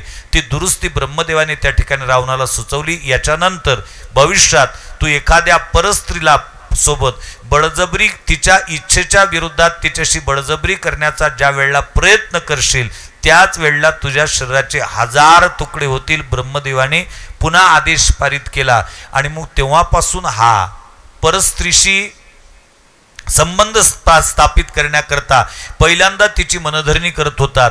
सीतादेवीला अशोक वनामध्ये त्याच्याच करता यांनी ठेवलेलं होतं. यांनी कित्येकदा प्रयत्न केले सीतेने आपलं व्हावं, याच्याकरता यांनी नाटकं केलीत. मर्यादा पुरुषोत्तम रामचंद्राचं कृत्रिम प्रेत तयार करून त्या प्रेताचं दर्शन तिला घडवलं, विमानामध्ये बसून तिला नेलं, आणि सांगितलं, बघ युद्धजन्य परिस्थिती ज्यावेळा निर्माण झाली, ज्यावेळा शक्तिमानाला शक्ती लागलेली होती, मर्यादा पुरुषोत्तम रामचंद्रांचं शरीर काळकिट्ट पडलेलं होतं, आणि रावणाने पुष्पकामध्ये बसवलं युद्धजन्य परिस्थिती निर्माण झाल्यानंतर, आणि सीतेला दाखवलं, बघ तुझा जो राम आहे ना, हा युद्धामध्ये शक्ती लागून मरण पावलेला आहे, आता तुला माझ्याशिवाय दुसरा कोणीही पर्याय नाही, आणि पुन्हा अशोकवनात आणलेलं आहे. अशोकवनात आणल्यानंतर त्या ठिकाणी सीतादेवी शोक करतायत. त्यावेळेला बिभीषणाची पत्नी, तिचं नाव सरमा आहे, ती बिभीषणाची पत्नी सरमा सांगते, सीतादेवी तुम्ही चिंता करू नका, मर्यादा पुरुषोत्तम राम जिवंत आहेत. तेवढा सीतेने सांगितलं, अगं मी माझ्या डोळ्यांनी रामाला मेलेलं पाहिलेलं आहे. तेवढा शर्मिनी एक युक्ती सांगितली, आईसाहेब माफी असावीत, रामचंद्र गेले नाहीत, रामचंद्र जिवंत आहेत. आणि त्याच्याकरता तुम्हाला प्रमाण सांगतो, रावणाने ज्या विमानामध्ये बसून तुम्हाला नेलेलं आहे ते पुष्पक नावाचं विमान आहे. आणि त्या पुष्पक नावाच्या विमानाचा नियमच असा आहे, त्या पुष्पक नावाच्या विमानात रजस्वला स्त्री जर बसली तर ते उडत नाही, किंवा सुतक ज्याला लागलेलं असेल तो व्यक्ती जर त्या विमानात बसलेला असेल तर ते विमान उडत नाही. रामचंद्र जर खरंच मरण पावले असते तर तुला सुतक लागलं असतं, आणि तुला सुतक लागल्यानंतर तू विमानात बसली असती तर ते विमान उडालंच नसतं. ज्या अर्थी विमानात बसून त्यात तू तिथपर्यंत गेली त्या अर्थी रामचंद्र गेले नाहीत, हे सरमेनी सांगितलं. आणि मग कुठंतरी सीतादेवी निश्चिंत झालेल्या आहेत. आणि मग रावण खिन्न झाला. एवढं सगळं दाखवून सुद्धा सीता आपली होत नाही. काय करावं? त्यावेळेला रावणाचा एक मंत्री आहे, त्याचं नाव आहे महापार्श्व. महापार्श्वानी आपल्या राजाची चिंता पाहिली आणि महापार्श्व रावणाला सांगतोय, महाराज आज तुम्ही जास्त चिंतातूर दिसतायत, काय कारण आहे चिंतेचं? वाजू नको ती धूम, काय कारण आहे चिंतेचं? त्यावेळेला महापार्श्वाला रावणाने सांगितलं की मी सीतेला आपलंसं करण्याचा प्रयत्न करतोय, ती सीता आपली होत नाही याचंच मला दुःख आहे. त्यावेळेला महापार्श्वाने सांगितलं, महाराज याचा काय विशेष आहे, बळजबरी करात ना तिच्यासोबत. त्यावेळेला महापार्श्वाला रावण स्वतःच्या मुखाने इतिहास सांगतो, तुला काय वाटतं, तुला जे कळतं ते मला कळत नाही, मी काय करू शकलो नसतो का? आतापर्यंतचा माझा भूतकाळच तसा आहे बळजबरीचा, पण आता मला शाप झालेला आहे, त्याच्यामुळे कुठल्याही परस्त्रीच्या अनुमतीशिवाय मी तिच्याशी सहवास करू शकत नाही, ही माझी अडचण आहे. आणि ही अडचण न अभ्यासता हे शहाणे म्हणतात, सीतेसारखी विश्वसुंदरी त्याच्या कैदेत असताना त्यांनी तिच्या शरीराला धक्का लावला नाही, हात लावला नाही, इतका तो चांगला होता. इतकं उदात्तीकरण करू नका, त्या पात्राचं उदात्तीकरण करू नका. कुठंतरी महाभारतातल्या कर्ण या पात्राचं सुद्धा उदात्तीकरण करण्याकरता त्याच्यावर कादंबऱ्या निर्माण होतात. आणि इतकं कर्णाचं उदात्तीकरण होतं की त्याच्या पुढे भगवान श्रीकृष्ण पायाखाली तुडवल्या जातील अशा पद्धतीची कृष्णाची प्रतिमा निर्माण करण्याचा कुठेतरी प्रयत्न केला जातोय. पण तो वारकरी संतांनी मात्र असा हात न करता सरळ लिहिलं, मंचकी बैसली होती ती पापिनी आणि देखताची नयनी पहुडली. नामदेव महाराज म्हणतात मंचकावर बसलेली होती, पापिनी शब्दाचा प्रयोग आहे. आणि ते राजा येताना पाहता बरोबर ती पहुडली त्या ठिकाणी. का? नामदेव महाराज त्याचं कारण सांगतात, सुंदरपणाचा अभिमान मनी त्याहुदी गर्भिणी नामा म्हणे. पहिल्यांदा मी सुंदर आहे याचा अभिमान आहे, त्याच्यानंतर राजाची लाडकी आहे याचा अभिमान आहे, आणि त्याच्यात गोरोदर आहे याचाही अभिमान आहे.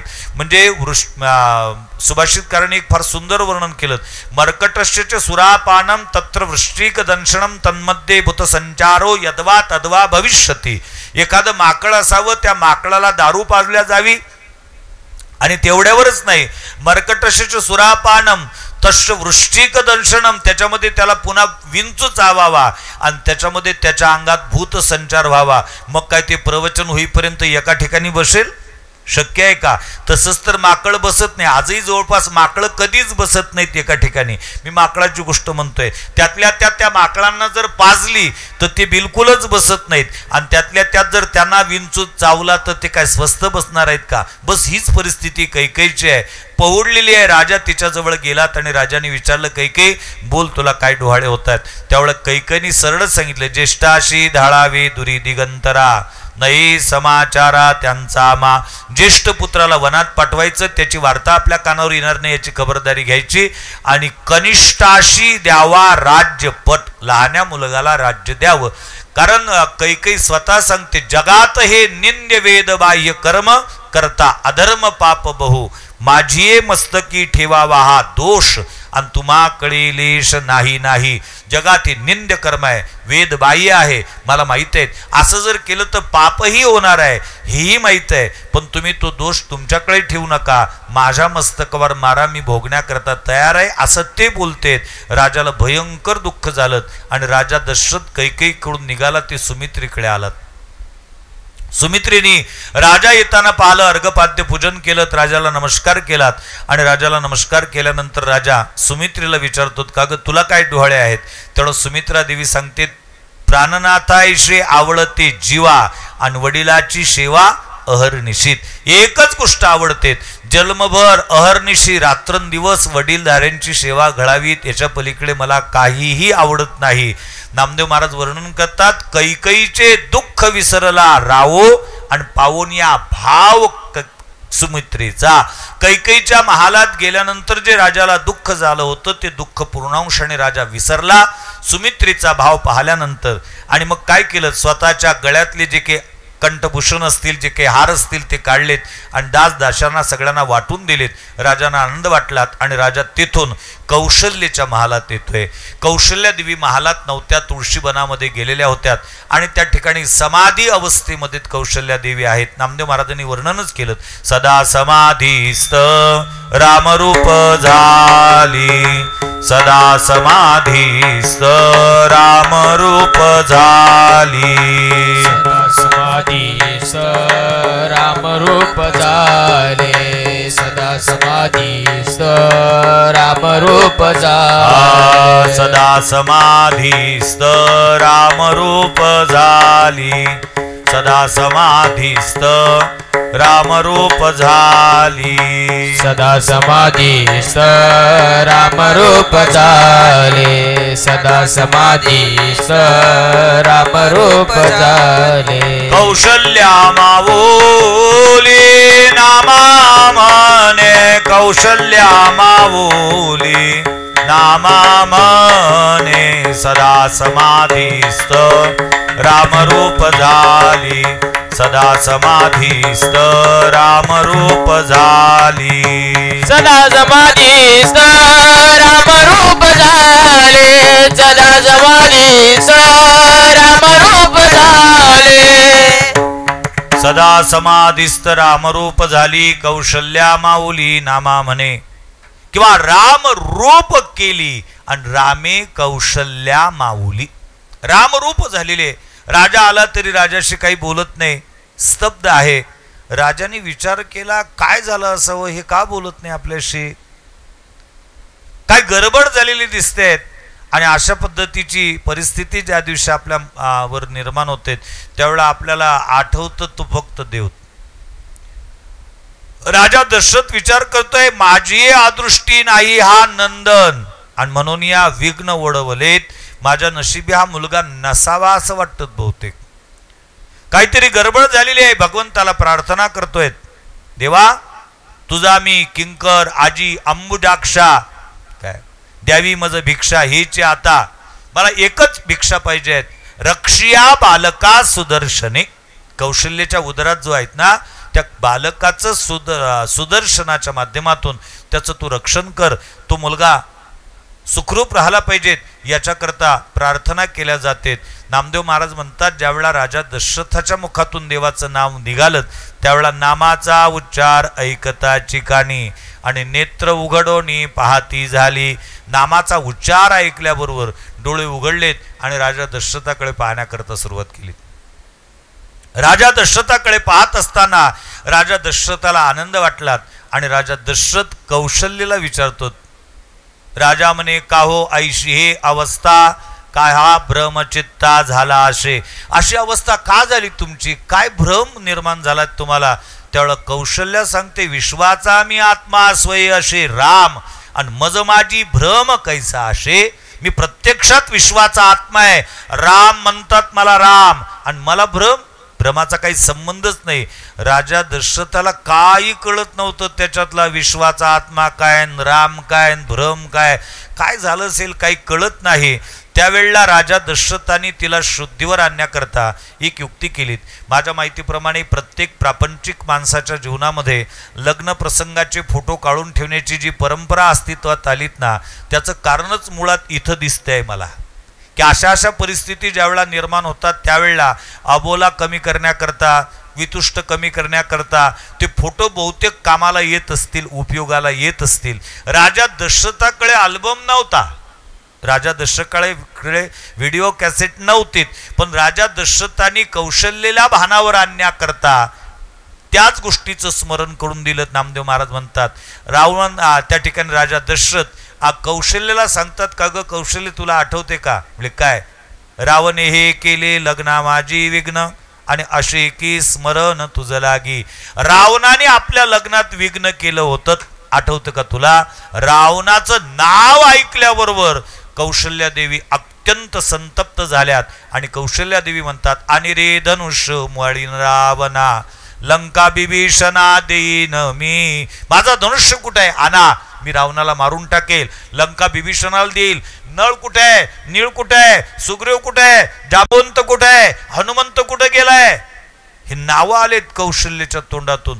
राजा दशरथाने विचार केला, म्हटलं आज विचित्रच परिस्थिती झाली. नल, नील, जांबवंत, हनुमंत हे नावच राजाने ऐकलेले नाहीत. तिच्या मुखातून नेमके हे नावं कसे काही निघतात? परंतु रावणाचं नाव काढल्याबरोबर कौशल्या देवी संतापलेले आहेत. याचं कारण काय? भावार्थ रामायणामध्ये फार गोड प्रसंग नाथ महाराजांनी वर्णन करून ठेवलेलं आहे. एकदा नारद लंकेमध्ये आलेत आणि नारद लंकेमध्ये आल्यानंतर रावणाने नारदाला नमस्कार केलात आणि रावणाला नमस्कार केल्यानंतर नारदाला रावणाने एक प्रश्न विचारला. महाराज एक प्रश्न विचारू का तुम्हाला? म्हणले विचार. काय विचारायचं आहे? मी मरेल का हो? रावणाचा प्रश्न आहे. आजही रावण हाच प्रश्न विचारतात कुठेही. रावणाचा तोच प्रश्न असतो. कारण रावणाची सगळ्यात महत्वाची मानसिकता आहे न मरणे ही निर्विवाद, मी कधीच मरू नये. रावणाने प्रश्न विचारल्यानंतर नारदानी रावणाच्या प्रश्नाचं उत्तर देण्याऐवजी त्याला प्रतिप्रश्न केला. सांगितलं, रावणा तू जन्माला आला का रे? म्हटली महाराज प्रश्नच नाही, माझा जन्म झालेला आहे. मग ज्याचा जन्म झालाय त्याला एक दिवस मरावं लागणार आहे. म्हटली मला सुद्धा. म्हटले हो, तू कुठला आला? मग रावणाने नारदाला पुन्हा नमस्कार केला आणि एक प्रश्न विचारला, महाराज एक सांगता का, माझा मृत्यू कोणाच्या हातून आहे? त्यावेळेला भावार्थ रामायणामध्ये नाथांनी लिहिलंय आणि फार महत्वाचं वाक्य लिहिलं. भावार्थ रामायणामध्ये नाथबाबा लिहितात, रावणा एक लक्षात ठेव, शहाण्या माणसांनी स्वतःच्या भविष्याच्या बाबतीत जाणून घेण्याच्या भानगडीत पडू नये. कारण शहाणा माणूस ज्यावेळेला स्वतःच्या भविष्याच्या बाबतीत जाणून घेण्याचा प्रयत्न करतो त्यावेळेला तो त्याच्या भविष्यावर मात करण्याकरता अतिरिक्त प्रयत्न करतो आणि त्याचे ते अतिरिक्त प्रयत्न त्याच्यावर मात करण्याऐवजी त्याच्या घाताला कारणीभूत होत असतात. म्हणून या भानगडीत पडू नका. म्हणूनच नामदेव महाराज म्हणतात, हात दाखवून अवलक्षण करून घेत जाऊ नका. याला हात दाखव, त्याला हात दाखव. मला लोक विचारतात, महाराज तुम्हाला हात पाहता येते का? हात पाहता का? म्हटलं मी हात नाही पाहत, पाठ पाहत असतो कधी कधी. पाहायचे असेल तर सांग, आताही तयारी आहे आपली. अरे कशाला हात दाखवतात? आयुष्य भविष्य नाही तुझ्या हाती. नामदेव महाराज सरळ लिहितात, ना आयुष्य तुझ्या हातात ना भविष्य. तरी विचारण्याचा प्रयत्न केला. महाराज सांगा ना, माझा मृत्यू कोणाच्या हातून आहे? शेवटी नाईलाज झाला नारदाचा. नारदाने सांगितलं, अयोध्येचा राजा दशरथ, त्याची पत्नी कौशल्या, त्याच्या उदरी राम आणि त्या रामाच्या हातून तुझा मृत्यू आहे. एवढं बोलले तर नारद निघून गेलेत. आता नारदाची गती अतर्क्य. नारदाला काही पकडणं शक्य नव्हतं. नारदानी तेवढं ऐकलं आणि ब्रह्मदेवाकडे आलेत. ए ब्रह्म्या, म्हटले काय तुझ्याकडे रेकॉर्ड आहे ना जन्म मृत्यूच्या नोंदीचं? म्हटली हो. पा तपास, राजा दशरथ कौशल्या तिच्या उदरी राम जन्माला आला का? तपास तुझं रेकॉर्ड. त्यावेळा ब्रह्मदेवाने सांगितलं, रावणा रामाचा जन्म व्हायचा आहे. म्हटले का? कारण त्याच्या बापाचं लग्नच झालं नाही अजून. आता त्यावेळेला लग्नाच्या अगोदर मुलं होत नव्हते, त्रेतायुग होतं, म्हणून तुम्हाला सांगितलं पाहिजे. त्याच्या बापाचं लग्नच झालं नाही म्हटले अजून, त्याच्यामुळे रामाचा जन्म काय अजून झालेला नाही. परंतु आता लग्न निश्चित झालेलं आहे. परवाच्या दिवशी कौशल देशाची राजकन्या कौशल्या आणि अयोध्येचा राजकुमार दशरथ यांचा विवाह सोहळा संपन्न होणार आहे.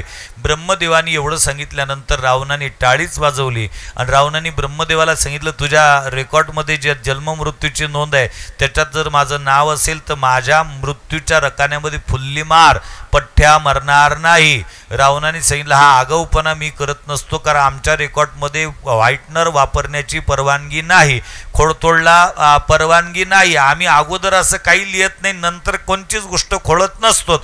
म्हटले तो पहा, पठ्ठ्या मरणारच नाहीत. तुमचा जो काही हा भविष्यवाणी आहेत हे सगळीची सगळी खोटी ठरवतो.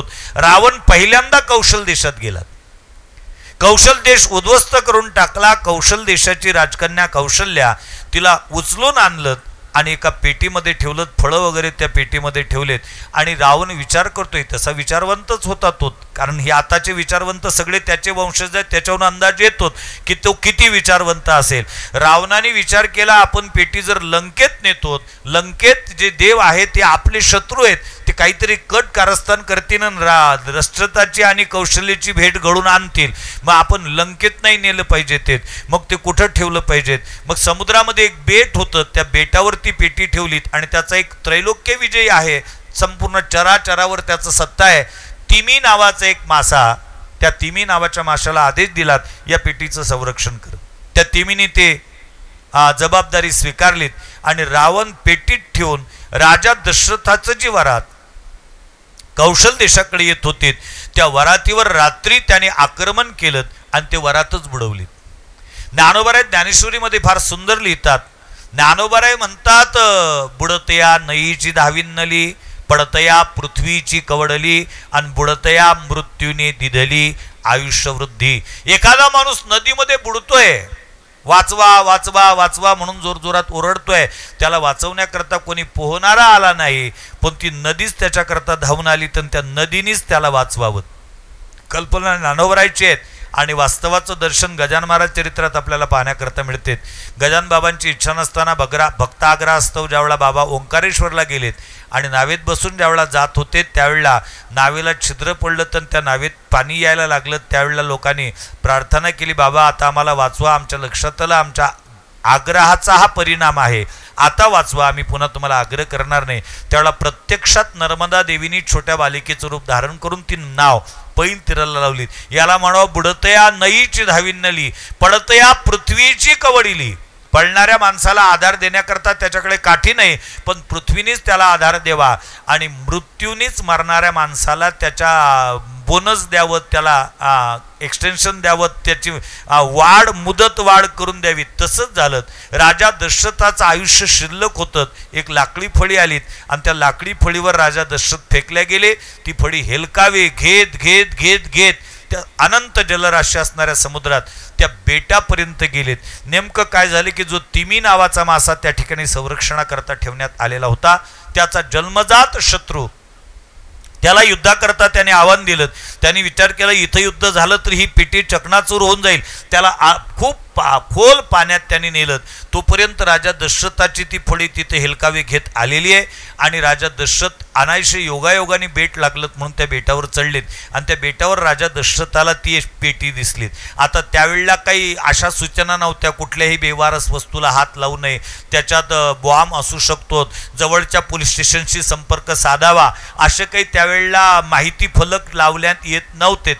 आणि मानव सुलभ स्वभावानुसार राजा दशरथ तिथे गेलेत आणि त्या पेटीत काय आहे म्हणून पेटी उघडली. पेटी उघडल्याबरोबर त्याच्यात एक विश्वसुंदरी दिसली, ती एक मुलगी होती. राजा दशरथ त्या मुलीला विचारतो, का ग म्हटले, कोण तू? त्यांनी सांगितले, मी कौशल देशाची राजकन्या कौशल्या. आपण कोण? म्हटले, मी अयोध्येचा युवराज राजा दशरथ. हाऊ म्हटले, आपलं तर आज लग्न होणार होतं, पण म्हटले तू इथं कशी? म्हटले, पहिल्यांदा सांगा तुम्ही इथं कसे आलेत? त्यावेळेला दशरथाने सांगितलं, मी वराड घेऊन कौशल देशाला येत होतो, रावणाने माझ्या वराडावर रात्री आक्रमण केलं आणि ते वराड बुडवलं, माझं आयुष्य शिल्लक म्हणून मी इथपर्यंत आलो, तू इथं कशी आलीत? म्हटले, त्याने अगोदर कौशल देशावर आक्रमण केलं, सगळा देश उद्ध्वस्त केलात आणि मला इथं पेटीत आणून ठेवून दिलं. दोघांचा संवाद त्या ठिकाणी चाललेला आहे आणि दोघांचा संवाद चाललेला असताना म्हटली, मग आपल्या तर लग्नाची तिथी आजचीच होती, मग आता काय करायचं? दोघांचे एकमेकाशी प्रेमाने बोलणं हेच मंगलाष्टक. दोघांनी एकमेकाच्या गळ्यात प्रेमाने टाकलेले हात हेच हार झालेत आणि हार झाल्यानंतर ज्या पद्धतीने मंगलाष्टक झाल्यानंतर वाजंत्री बहुगलगलान करणे वगैरे म्हटल्या जाते, वाजंत्री सुचिंतन सावधान, आणि त्याच्यानंतर लोक टाळ्या वाजवतात, टाळ्या वाजवतात म्हणजे आनंद साजरा करतात. त्या पद्धतीने यांचं लग्न तिथं त्या बेटावर आटोपलं आणि ब्रह्मदेवाने रावणाच्या दरबारात भर दरबारात टाळी वाजवली. ब्रह्मदेवानी टाळी वाजवल्याबरोबर रावणाने विचारलं, ए ब्रह्म्या, टाळी कशाची आहे? म्हटले, रावणा टाळी सांगू का?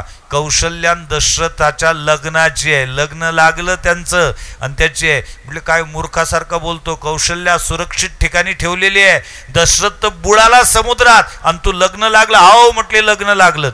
ब्रह्मदेवानी असं सांगितल्यानंतर रावण विचार करतो आता याची जिरवली पाहिजेत.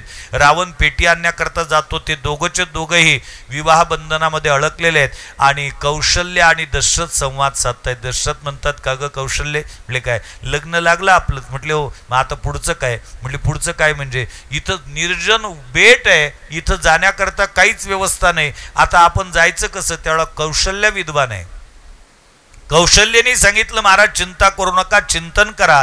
इथं आपल्या दोघांना एकत्रित कोणा आणलं? तुम्ही प्रयत्न केले की मी तुम्हाला SMS केला नव्हता इथं भेटू म्हणून झाडाखाली? का तुम्ही मला मोबाईलवर फोन करून सांगितलं नव्हतं? मी आणलं त्याने, ज्याने आणलं असेल तोच आता पुढची व्यवस्था करेल. कशाला चिंता करायची? त्याच्यापेक्षा चिंतन करत बसू. त्या पेटीमध्ये फळं होते, ते फळं खाल्ली तर दोघंचे दोघंही पेटीत बसले. तोपर्यंत तिमी परत आला. तिमीने पेटी पाहिली, पेटी सुरक्षित होती. रावण आलात. रावणाने तिमीला विचारलं का रे कोणी आलं होतं का? तिमी म्हटले मी असल्यावर. आता अशीच बऱ्याच वेळेला रगिली असतेत आमची. आतमध्ये चोर चोरी करून जातात आणि वॉचमन तिथंच बसलेला असतो. म्हटले मी असल्यावर? अरे गेलं ना मागचं सगळं. मी असल्यावर तू काय करतोय तिथं? रावणाने मग मी असल्यावर हे वाक्य ऐकले तर पेटी उघडलीच नाही. म्हटले आता याच्यात वेळ गमवायलाच नाही पुरत. तशीची तशी ते पेटी उचलली आणि लंकेमध्ये घेऊन आलात. आणि ब्रह्मदेवाला आता दाखवायचं आहे बघ या पेटीमध्ये कौशल्य आहे. दशरथाचा पत्ता नाही.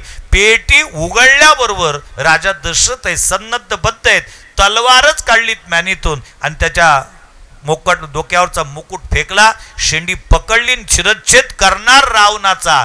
तितक्यात मंदोदरी पुढे आलीत आणि मंदोदरीने पदर पसरला राजा दशरथाच्या पुढं. महाराज पतिदान द्या, नका मारूत त्यांना. आणि क्षत्रियाचा नियम आहे शरणांगताला मरण देता येत नाही, म्हणून राजा दशरथाने तलवार म्यान केलीत. आणि मंदोदरी आता रावणाकडे येते तर रावणाला सांगतेत महाराज तुम्ही ब्राह्मण आहात.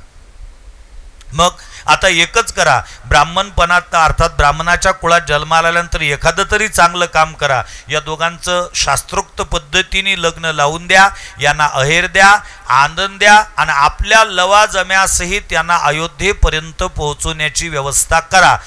मंदोदरी सांगते रावणाला. रावण म्हणतो तुझं डोकं जाग्यावर आहे का?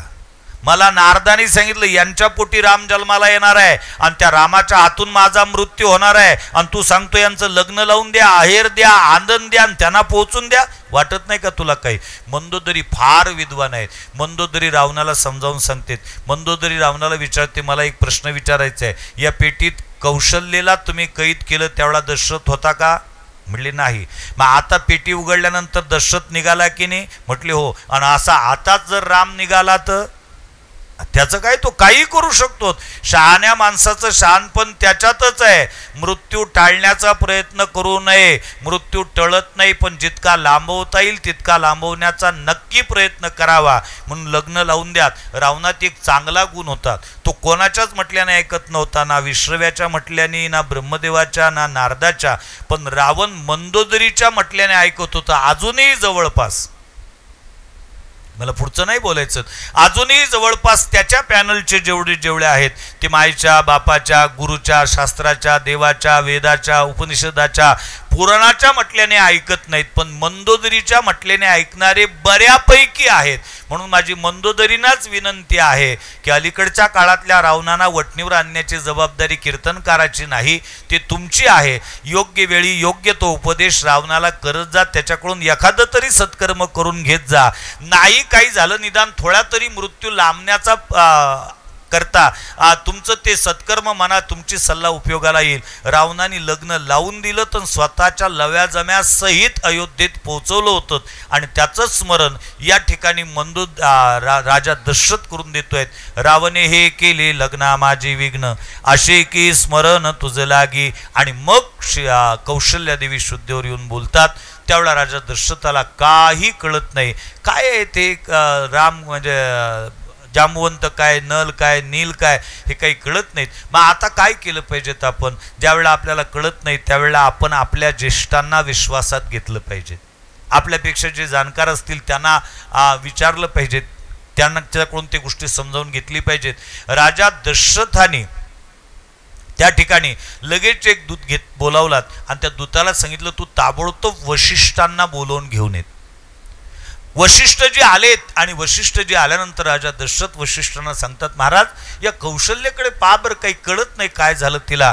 वशिष्ठ महात्मा आहे. वशिष्ठांच्या लक्षात आलं, नावरती तिशी अष्टभाव, अष्टसात्विक भाव निर्माण झालेले आहेत आणि तिला अष्टसात्विक भाव आवरत नाहीत. तिची ती स्थिती पाहून वशिष्ठांना सुद्धा समाधी लागली. वशिष्ठ समाधीत आहेत, कौशल्या माता समाधीत आहेत. राजा दशरथ एकटाच तिथं देहभानावर आहे आणि राजा दशरथ विचार करतो, कौशल्यला तर भूतच लागलं नुसतं, पण वशिष्ठा झळपली महाभूते, वशिष्ठाला मोठं भूत लागलंय. आता आपला कोणी वाली राहिलेला नाही.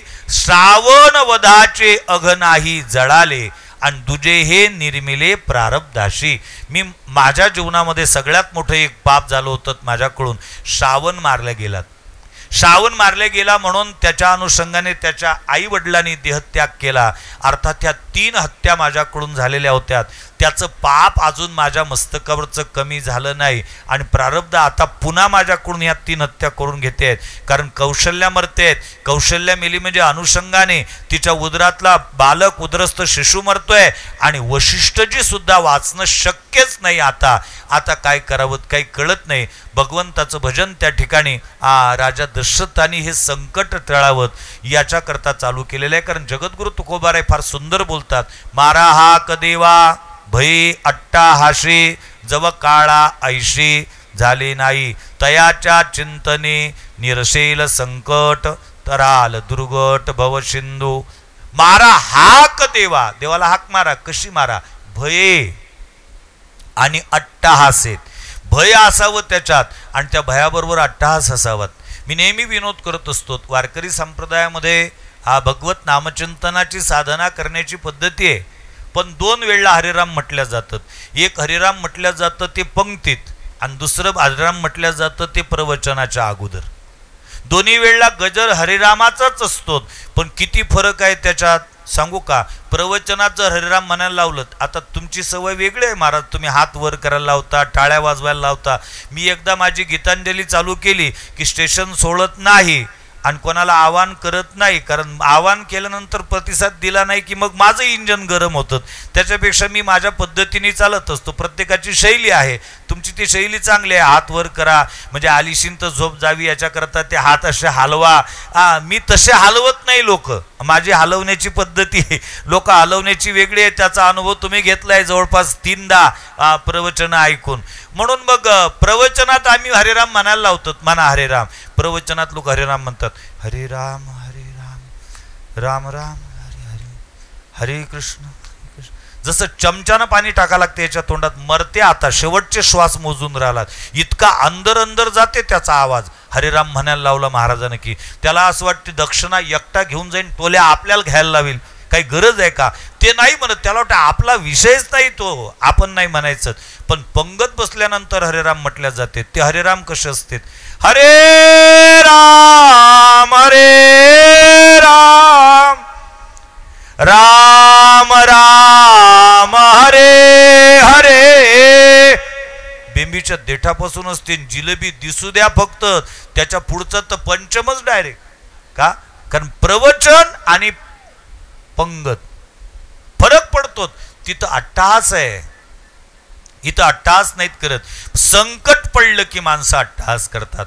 राजा दशरथाने अट्टहासपूर्वक श्रीराम जय राम जय जय राम, श्रीराम जय राम जय जय राम, श्रीराम जय राम जय जय राम, श्रीराम फुलं वाटले तरी चालतील. जय राम, श्रीराम जय राम जय जय राम, श्रीराम जय राम जय जय राम, श्रीराम जय राम जय जय राम, श्रीराम जय राम जय जय राम, श्रीराम जय राम जय जय राम, श्रीराम जय राम जय जय राम, श्रीराम जय राम जय जय राम, श्रीराम जय राम जय जय राम, श्रीराम जय राम जय जय राम, श्रीराम जय राम जय जय श्री राम जय राम श्री राम जय जय श्री राम जय राम श्री राम जय जय श्री राम जय राम श्री राम जय जय श्री राम जय राम श्री राम जय जय श्री राम जय श्री राम जय जय श्री राम जय राम श्री राम जय जय श्री राम जय श्री राम जय जय श्री राम जय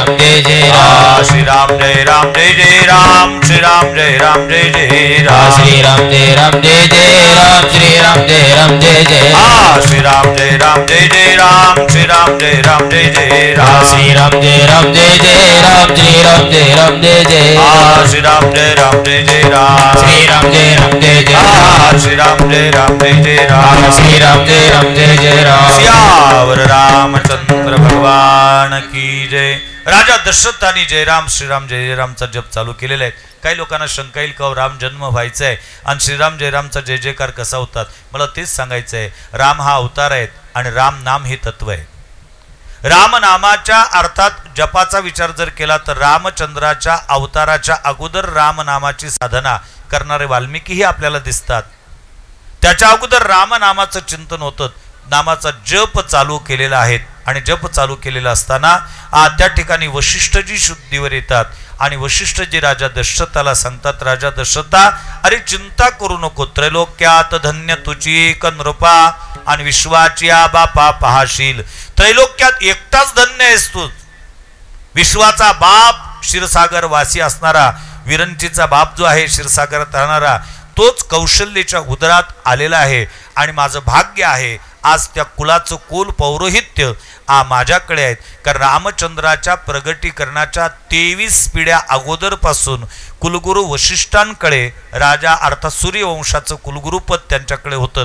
आज ते खऱ्या अर्थाने सेवा सार्थकी लागते आहेत आणि म्हणून नामदेव महाराज वर्णन करतात, उत्तमहा चैत्र मास ऋतू वसंताचा दिवस। चैत्र महिना होतात, वसंत नावाचा ऋतू होतात, दिवस होतात, रात्र नव्हती आणि मग काय तिथी कुठली होती, नवमी नावाची तिथी होती आणि नवमी नावाच्या तिथीला अगदी दुपारच्या वेळेला माध्यान्नाशी दिनकर आणि पळभरी होय स्थिर।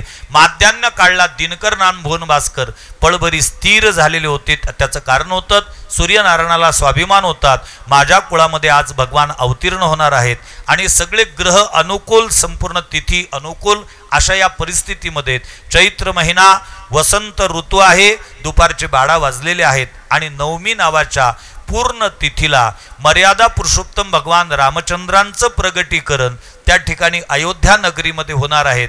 त्याकरता अयोध्या नगरीला दर्शन घेण्याच्या दृष्टिकोनातून अनेक देवता वेगवेगळ्या रूपाने सूक्ष्म रूप धारण करून त्या ठिकाणी आलेले आहेत। त्या ठिकाणी भगवंताचं दर्शन व्हावं, प्रथम झलक आपल्याला पाहण्याचा योग आपल्या जीवनामध्ये यावात आणि म्हणून ते त्या ठिकाणी सगळे एकत्रित आलेले आहेत। आणि नामदेव महाराज वर्णन करतात त्या वेळेचं, त्या तिथीचं, सगळ्याच गोष्टीचं हा भगवान परमात्मा या अवनी तलावर त्याचं प्रगटीकरण आहेत। मी पहिल्यांदा तुमच्याशी एक वाक्य बोललेलो आहोत, मर्यादा पुरुषोत्तम राम असतील, भगवान श्रीकृष्ण असतील, यांचा जन्म नाही, त्यांचं ते प्रगटीकरण आहेत। नवे नवे ज्यांच्या नामचिंतनाने तुमचा आमचं जन्म मरण चुकतं त्याचा कुठला जन्म हो, आणि मानायचाच झाला जन्म तर भगवान सांगतात त्या पद्धतीने मानला पाहिजे। जन्म कर्म चमे दिव्यम मेवम यो वेत्ति तत्वतः। भगवान म्हणतात माझा जन्मही दिव्य आहे आणि माझं कर्मही दिव्य आहे। म्हणून आजच्याच या पवित्र तिथीला देशाचा नव्हे प्रत्येक जीवाचा स्वातंत्र्य दिन म्हणजे रामनवमी आहे, प्रत्येक जीवाचा स्वातंत्र्य दिन म्हणजे जन्माष्टमी आहे, प्रत्येक जीवाचा स्वातंत्र्य दिन म्हणजे नृसिंह जयंती आहे, प्रत्येक जीवाचा स्वातंत्र्य दिन म्हणजे वामन जयंती आहे आणि महाशिवरात्री आहेत। त्या पर्वकाळापैकी एक अत्यंत महत्त्वाचा पर्वकाळ आज स्वामी विवेकानंद आश्रम हिवरा या ठिकाणी आपल्याला प्राप्त झालेले आहेत। अनेक संत महंतांच्या माध्यमातून या ठिकाणी अनेकदा प्रबोधनाचे कार्य झालेले आहेत आणि आज आमचे परमस्नेही शास्त्री महाराज, येवले महाराज शास्त्री आहेत, तुट्टी महाराज शास्त्री आहेत, गजानन महाराज शास्त्री आहेत, ह्या सगळ्या शास्त्री महात्म्यांच्या उपस्थितीमध्ये मर्यादा पुरुषोत्तम भगवान रामचंद्राच्या प्रगटीकरणाची कथा करण्याचं सौभाग्य आज मला प्राप्त झालेलं आहे आणि अगदी तंतोतंत वेळेमध्ये मर्यादा पुरुषोत्तम भगवान रामचंद्रांच्या प्रगटीकरणाचं चिंतन या ठिकाणी नामदेव महाराजांच्या आणि नाथ महाराजांच्या परिभाषेमध्ये तुमच्या समोर ठेवलेलं आहे। नामदेव महाराज वर्णन करतात, अयोनी संभव आणि प्रगटला हा राघव. योनी संभव नाही, अयोनी संभव भगवान रामचंद्राचं प्रगटीकरण झालेलं आहे. बोला पुंडलिक वरदा हरी विठ्ठल श्री देव तुका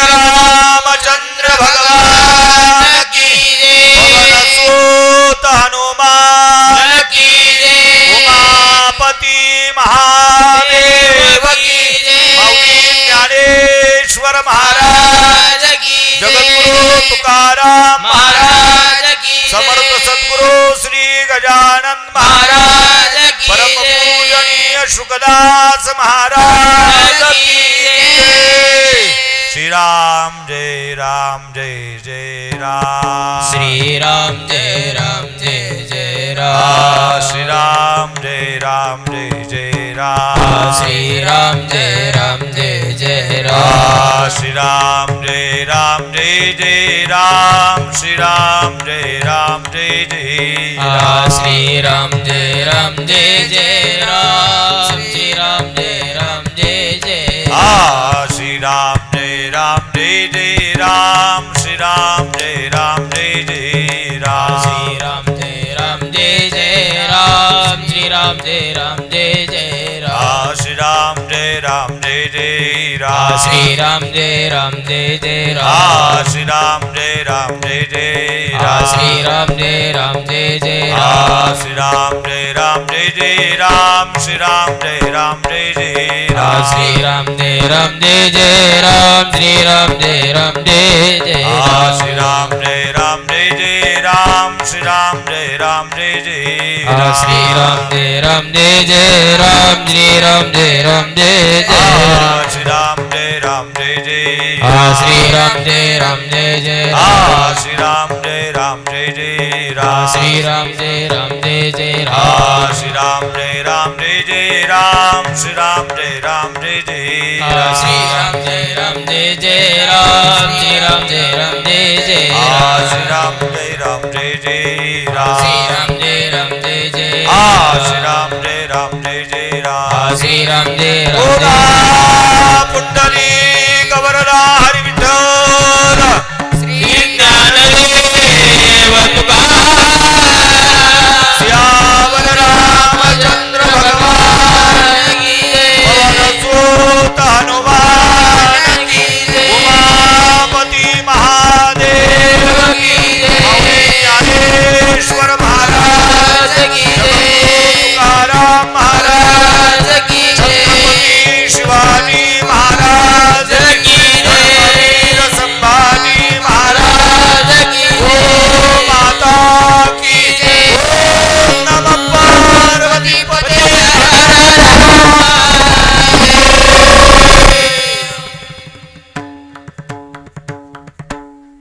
अशा प्रकारे मर्यादा पुरुषोत्तम भगवान रामचंद्राच्या प्रगटीकरणाची कथा यथामती यथावकाश या ठिकाणी मी आपल्यासमोर महाराजांच्या चरणी समर्पित केलेली आहे.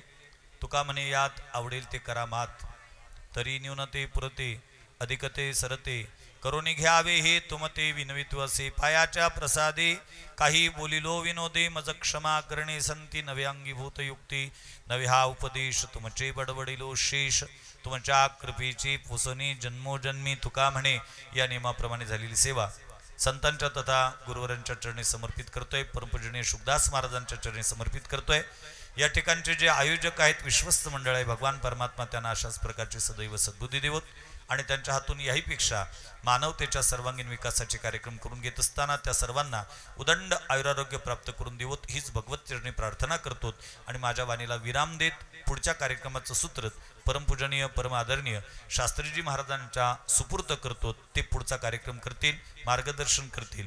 पुनश्च एक विनंती करेल येत्या 1 मे ते 20 मे 2024 या कालखंडामध्ये होऊ घातलेल्या माऊली सर्वांगीण विकास बालसंस्कार शिबिराकरता आपण आपल्या मुला मुलींना त्या ठिकाणी पाठवावं व त्या कार्यकर्ता ज्यांना मदत करायची असेल काल जाहीर केल्याप्रमाणे मी प्रवचनानंतर आरतीनंतर काही वेळपर्यंत थांबेल. आपण प्रत्यक्ष ती मदत आज माझ्या ठिकाणी सुपूर्त अर्थात वारकरी संप्रदायाची परंपरा आहे. महाराज त्याच्या बाबतीत भाष्य करतीलच. वक्ता प्रवचन संपल्यानंतर त्याला गुरुदक्षिणा देण्याची जी परंपरा संप्रदायाची आहे त्या संप्रदायाच्या नियमाप्रमाणे गुरुपूजनाचा कार्यक्रम या ठिकाणी व्यासपूजनाचा कार्यक्रम संपन्न होईल. तरी कृपया पाळण्याजवळ जास्त गर्दी न करतात परमपूजनीय महाराजांना ऐकण्याकरता आपण शांततेने पुन्हा आपल्या जागेवर बसावं एवढी सूचना करतो. आणि पुनश्च संपूर्ण आयोजकांना परम आदरणीय मालपानी सर असतील, प्रेमी परमस्नेही आमचे अशोक भाऊ असतील, संपूर्ण विश्वस्त मंडळ असतील, शिक्षक शिक्षकेतर कर्मचारी मंडळी असतील, त्यांना पुनश्च शतशः धन्यवाद देतो आणि वाणीला विराम देतो. आपली रजा घेतो. पुंडलिक वरदारी विठ्ठल श्री ज्ञानदेव तुकाराम माऊली ज्ञानेश्वर महाराज की जय. जगद्गुरु तुकाराम महाराज की जय. घ्या महाराज. बसा, सर्वांनी बसा. आता दर्शन झाले असतील. जरा आवाज वाढवा घे. दोन्ही हात वर करा. पुन्हा एकदा प्रभू श्री रामचंद्र भगवंताचं आगमन झालं. एकदा दोन्ही हात वर करा. असे हात हलवा. बोलिये प्रभू श्री रामचंद्र भगवान की. स्वामी विवेकानंद भगवान की. भारत माता की. स्वामी शुकदास माऊली की. एकदा दोन्ही हात वर करून जोरदार टाळ्या वाजवा. रामो राजमणी सदा विजयते रामं रमेशं भजे. रामेणाभिहता निशाचर चमो रामाय तस्मै नमः. रामान्नास्ति परायणं परतरं रामस्य दासोऽस्म्यहं. रामे चित्तलय सदा भवतु मे भो राम मामुद्धर. सच्चिदानंद सद्गुरु स्वामी शुकदास माऊलींनी समता ममता आणि मानवतेचा संदेश देणाऱ्या विश्ववरेण्य श्रीमंत स्वामी विवेकानंदांचा विचार आपल्या सर्वांना दिला. आणि हा विचार देत असताना आज रामनवमीच्या दिवशी आपले सच्चिदानंद सद्गुरु स्वामी शुकदास माऊली राममय झाले. बांधवांनो, मी मुद्दाम हरिभक्तीपरायण भागवताचार्य ज्ञानेश्वर महाराज वाघ यांना ती आठवण देऊ इच्छितो की तो आजचाच दिवस होता.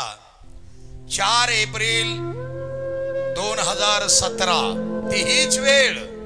आज या ठिकाणी एवढा मोठा शामियाना आहे, पण त्यावेळेला भर ऊन होतं आणि त्या उन्हामध्ये प्रचंड जनसमुदाय या ठिकाणी आपल्या डोळ्यातून अश्रू गाळत होता. अंतःकरण भरून आलेलं होतं आणि दुपारी 12 वाजता सूर्यास्त झाला होता. या ठिकाणी 4 एप्रिल 2017 या ठिकाणी ज्यांनी हे नंदनवन उभं केलंय ते परमदयाळू श्रोत्रिय ब्रह्मनिष्ठ आणि दयाळू ब्रह्ममूर्ती स्वामी शुकदास माऊली हे त्या दिवशी राममय झाले होते. असाच माझ्या हातामध्ये माईक होता आणि या ठिकाणी जसा रामाचा पाळणा हलतोय तर या ठिकाणी ते कॅफेन ठेवलेलं होतं ज्या ठिकाणी समाधीस्थ स्वामी शुकदास माऊली आरूढ होते आणि लाखोचा जनसमुदाय अश्रू ढाळत ढाळत ढाळत ढाळत इथून आपल्या स्वामी शुकदास माऊलींचं दर्शन घेत होता. जाने कहा ओ देश जहां तुम चले गए अशी अवस्था काही जणांची झाली. पण वारकरी संप्रदाय आणि वारकरी संतांनी सांगितल्याप्रमाणे सच्चिदानंद सद्गुरु स्वामी शुकदास माऊली हे आम्ही वैकुंठवासी या न्यायानं स्वतःहून आलेले होते आणि रामनवमीच्या दिवशी ठरवून गेलेले होते. म्हणून स्वामी शुकदास माऊली हे देहरूपाने जरी नसतील तरी चैतन्य रूपाने जसा रामरायाचा पाळणा हलतोय तसे आपल्या अंतःकरणामध्ये आपल्या स्वामी शुकदास माऊलींचं श्रद्धा चिंतन सदैव खुलत आहे. म्हणून एकदा जोरदार टाळ्या वाजवा आणि आपल्या शुकदास माऊलीच्या चरणी साष्टांग प्रणिपात करा. एवढं मोठं भव्य दिव्य समाधी मंदिर इथं सुरू आहे. या समाधी मंदिराकरिता श्रीमती यशोदाबाई मुकिंदा जटाळे भौरत गरीब माणूस आहे एकदम, यांनी या समाधी मंदिराकरता 11,111 रुपयाची पुन्हा एकदा देणगी दिलेली आहे. एकदा जोरदार टाळ्या वाजवा. हे महाराजांचं शिबिर आहे आता 1 मे ते 20 मे भैरवगड वारी हनुमान.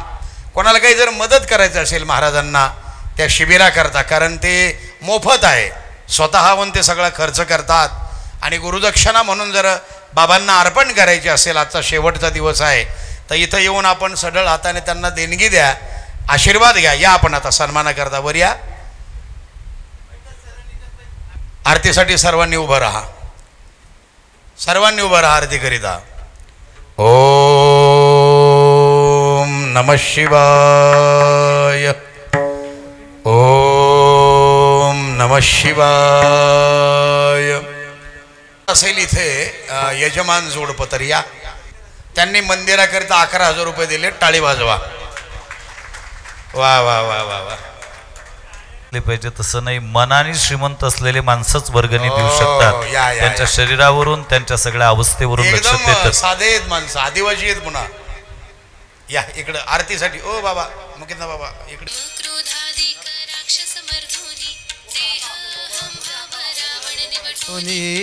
टाळे टाळे.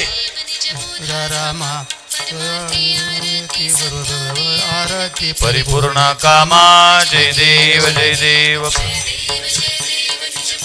रामा हो आत्मा है सवाते आरती परिपूर्ण कामा जय देव.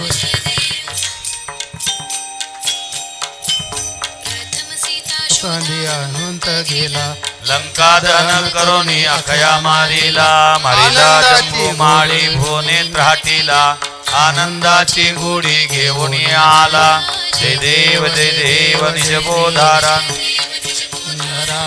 परमार्थी आरती परिपूर्ण कामा जय देव जय देव. सोडवली सीता म्हणून येणे झाले अयोध्ये रघुनाथा.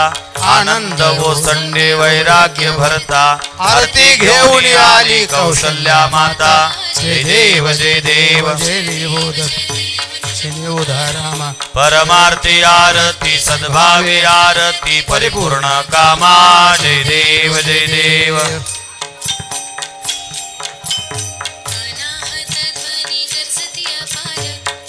पद्मे वानर करती भूकार. अयोध्येशी आले दशरथ कुमार.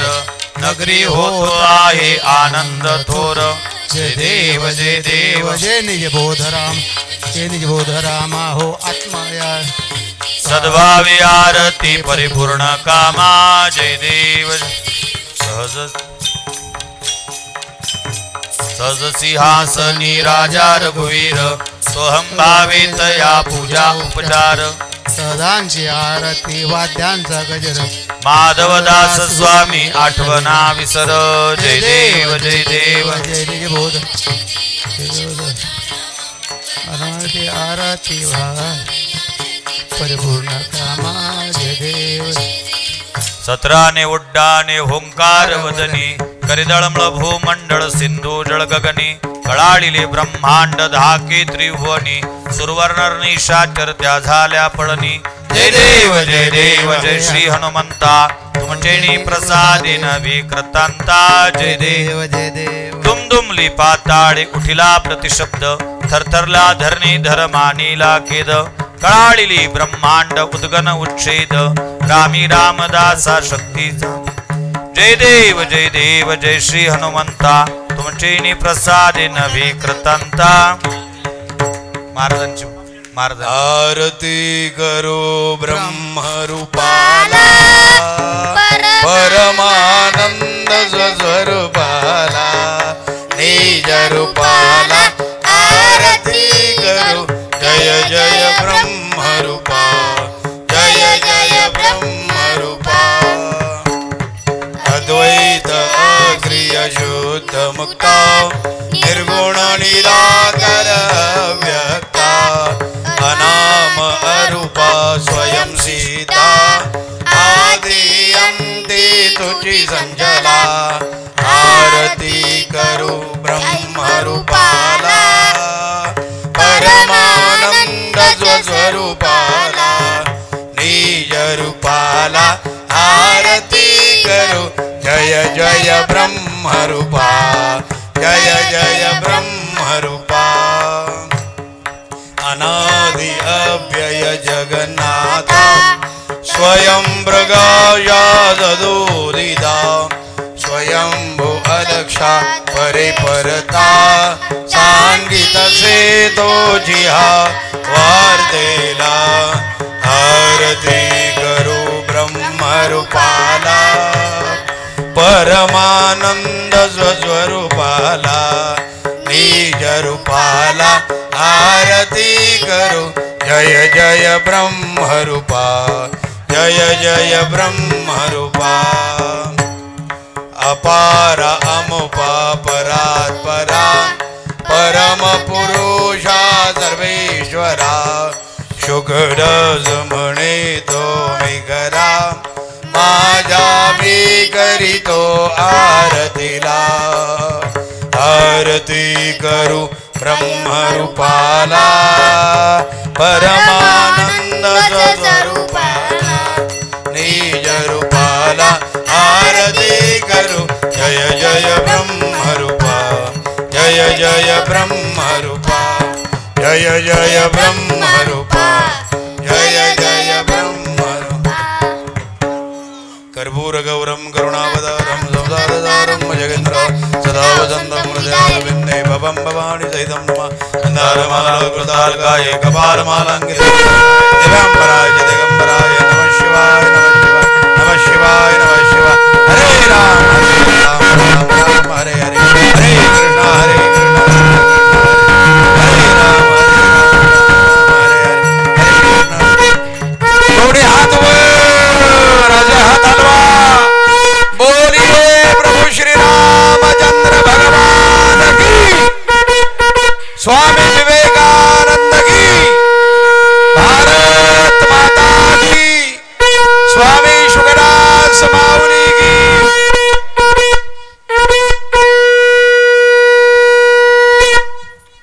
हा असं व्हा समोर व्हा अतिशय गरीब असलेलं हे जोडपं भौरत नगरीमधलं टाळी वाजवा एकदा 11,111 रुपये समाधी मंदिराकरता त्यांनी देणगी दिली वा वा वा स्वामी शुकदास माऊली की जय आणि आता हरिभक्तीपरायण ज्ञानेश्वर महाराज वाघ यांचा सन्मान